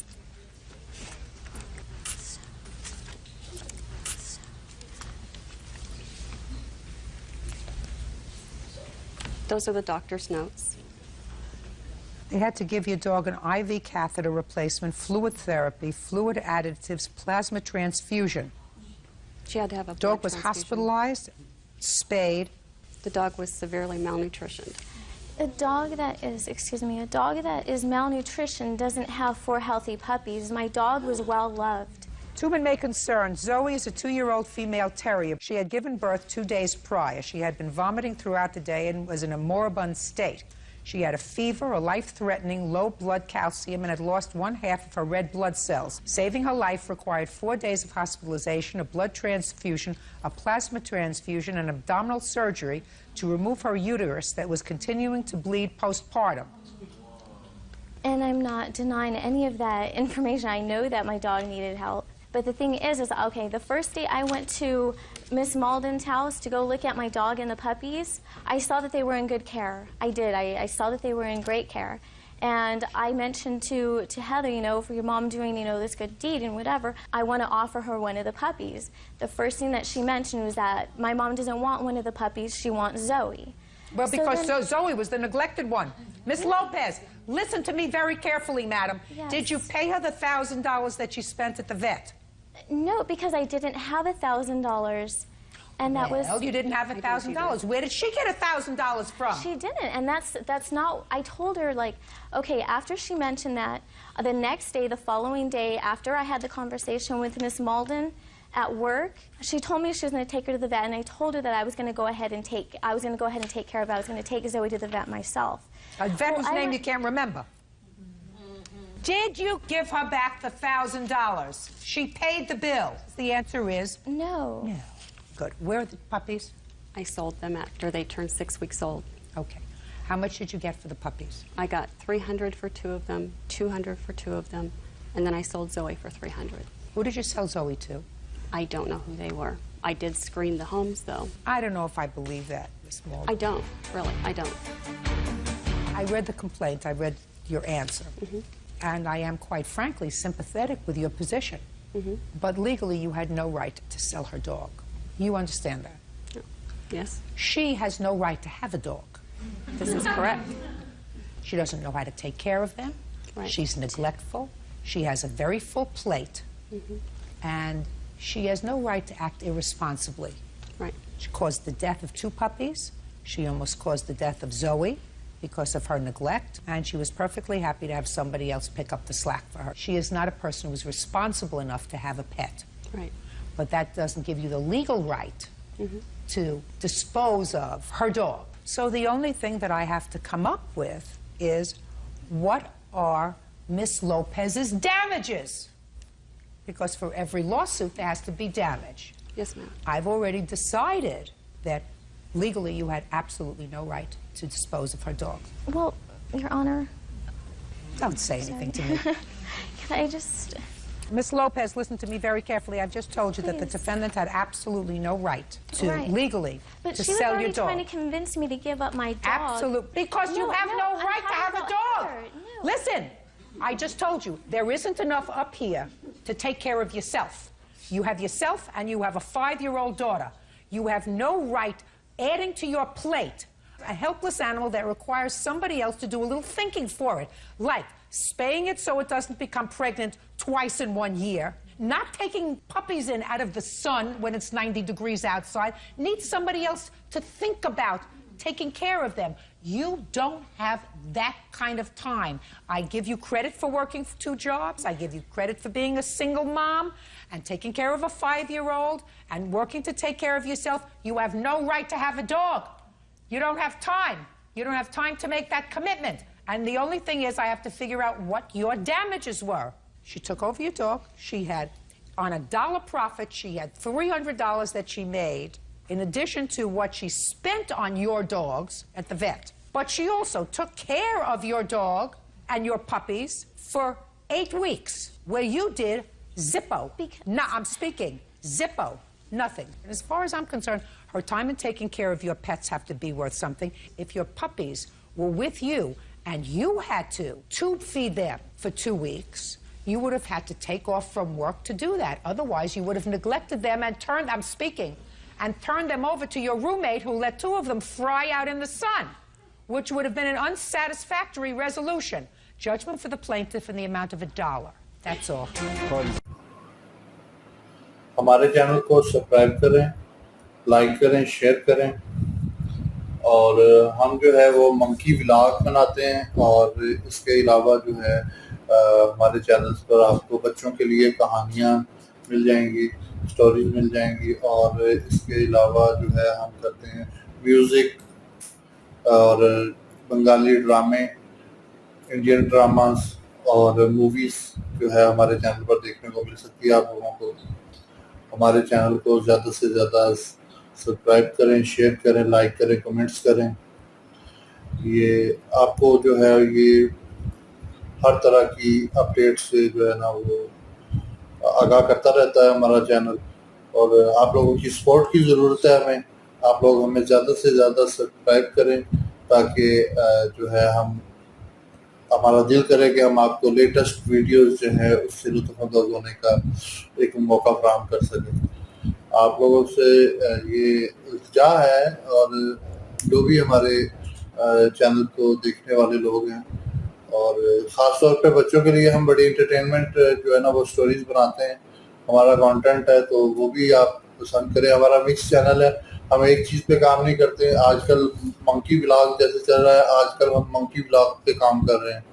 हमारे पास हर तरह के vlogs हैं monkey के, हम वो upload करेंगे। हमारे shorts check करें, हमारे शॉर्ट्स बहुत अच्छे होते हैं, और इस्लामिक टॉपिक भी होता है हमारा, हम इस्लामिक वीडियो भी डालते हैं, और इसके अलावा न्यूज़ भी होती हैं। और जैसा कि हमारा A1 न्यूज़ TV चैनल है, उसकी भी हम अपडेट्स करते हैं। फ्लैग न्यूज़ TV चैनल है, उसकी भी अपडेट्स करते हैं। रोज़नामा लाहौर न्यूज़पेपर है हमारा, जो लाहौर से शाया होता है, उसकी भी हम अपडेट करते हैं। तो आप लोग जो है इसकी जो है ना वो वीडियोस हमारी ज़्यादा से ज़्यादा शेयर करें, और चैनल को जो है ना वो सब्सक्राइब करना नहीं भूलना आप लोगों ने, क्योंकि आप लोगों के ताबन से जो जब आप लोग हमारे साथ हमारे चैनल को सब्सक्राइब करते हैं तो हमें एक हौसला होता है, ताकि हम आप लोगों के लिए और अच्छी से अच्छी वीडियोस जो है वो चैनल पर डालें, ताकि आप लोग उससे लुत्फ़अंदोज़ हो सकें, और आप लोगों को अच्छा लगेगा। हमारी सारी वीडियोस चेक किया करें, और ज़्यादा से ज़्यादा दोस्तों को भी कहें कि हमारे चैनल को सब्सक्राइब करें, کیونکہ نئے بندے کو کوئی سپورٹ نہیں کرتا. آپ لوگوں سے یہی اپیل ہے کہ ہم نئے بندے ہیں تو ہمیں زیادہ سے زیادہ جو ہے نا آپ لوگوں نے سپورٹ کرنا ہے, تاکہ ہمارا دل کرے کہ ہمارا بھی جو ہے نا وہ جوش کے ساتھ, ہم ہوش کے ساتھ جو ہے نا آپ لوگوں کو اچھی سے اچھی ویڈیو بنانے کا جو ہے نا ایک اچھا پلیٹ فارم آپ کو دیں گے, جس پر آپ فیملی کانٹینٹ ہوگا, آپ فیملی کے ساتھ بیٹھ کر ہمارے چینل کو دیکھ سکتے ہیں. اس پہ کسی قسم کے ولاگز ہوتے ہیں, وہ فیملی ولاگز ہوں گے, فیملیز ویڈیوز ہوں گی, بچوں کے لیے اچھی ویڈیوز ہوں گی. اور اس کے علاوہ جو آپ علاقائی خبروں سے جو ہے پاکستان کے کسی بھی کونے سے اگر آپ کو نیوز پہ دیکھنا تو ہمارے چینلز آپ دیکھ سکتے ہیں, جن میں ہمارے اور بھی چینلز ہیں, ان کا میں نام ویڈیو میں نہیں لے سکتا, شاید کاپی رائٹ نہ آ جائے. تو اس وجہ سے جو ہے نا آپ لوگوں سے بار بار میں یہ اپیل کر رہا ہوں کہ ہمارے چینل کو زیادہ سے زیادہ آپ لوگ فالو کریں, اور ہمارے ٹک ٹاک کا اکاؤنٹ اور یوٹیوب, فیس بک, ان کے میں لنک جو ہے نا وہ ڈسکرپشن میں دے دوں گا, ان کو بھی زیادہ سے زیادہ آپ لوگوں نے فالو لائک کرنا ہے. ہمارے چینل کو چیک کریں, اگر آپ کو اچھا لگے گا. اور دوسرا اس کے علاوہ ہم آج جو ہے وہ بنگالی ڈراموں پہ کام کرنے لگے, اور کچھ دن ایک ویک ہم بنگالی ڈرامے جو ہے وہ اپلوڈ کریں گے. اس کے علاوہ موویز بھی ہم کریں گے. تو آپ لوگ ہمارے چینل کو زیادہ سے زیادہ سبسکرائب کرنا ہے, لائک کرنا ہے, شیئر کرنا ہے, اور کمنٹس لازمی کرنا ہے کہ آپ لوگوں کو ہمارے چینل پہ ویڈیوز کیسی لگتی ہیں, تاکہ جو ہے نا آپ لوگوں کی کمنٹس کے جواب ایک جو ہے ہم لازماً دیا کریں گے اپنی ویڈیوز میں. اور آنے والے تمام جو نئے سبسکرائبر ہوں گے ان کے لیے ایک ہم اسکیم بھی رکھنے جا رہے ہیں. ان کو جو ہے ہم جو ہے نا ان سے رابطہ کر کے ان کو قرآن اندازی کے ذریعے ہم گفٹ بھی دیں گے. تو یہ ایک جو ہے نا وہ ہوائی آواز نہیں ہے کہ ہم اونلی اپنے سبسکرائبر یا اپنے ویورز لینے کے لیے کر رہے ہیں, نہیں, ہم ان کو گفٹ بھی دیں گے. گفٹ ہوں گے اس حساب سے جو بندہ ہمارے چینل کو زیادہ سے زیادہ سبسکرائب کرائے گا اور لائک کرائے گا. کمنٹس میں لازماً بتانا ہے آپ لوگوں نے, تاکہ آپ لوگوں کو ہم جو ہے نا وہ ایک اچھا گفٹ, معیاری گفٹ آپ کے جو ہے نا وہ گھر پر پہنچایا جا سکے.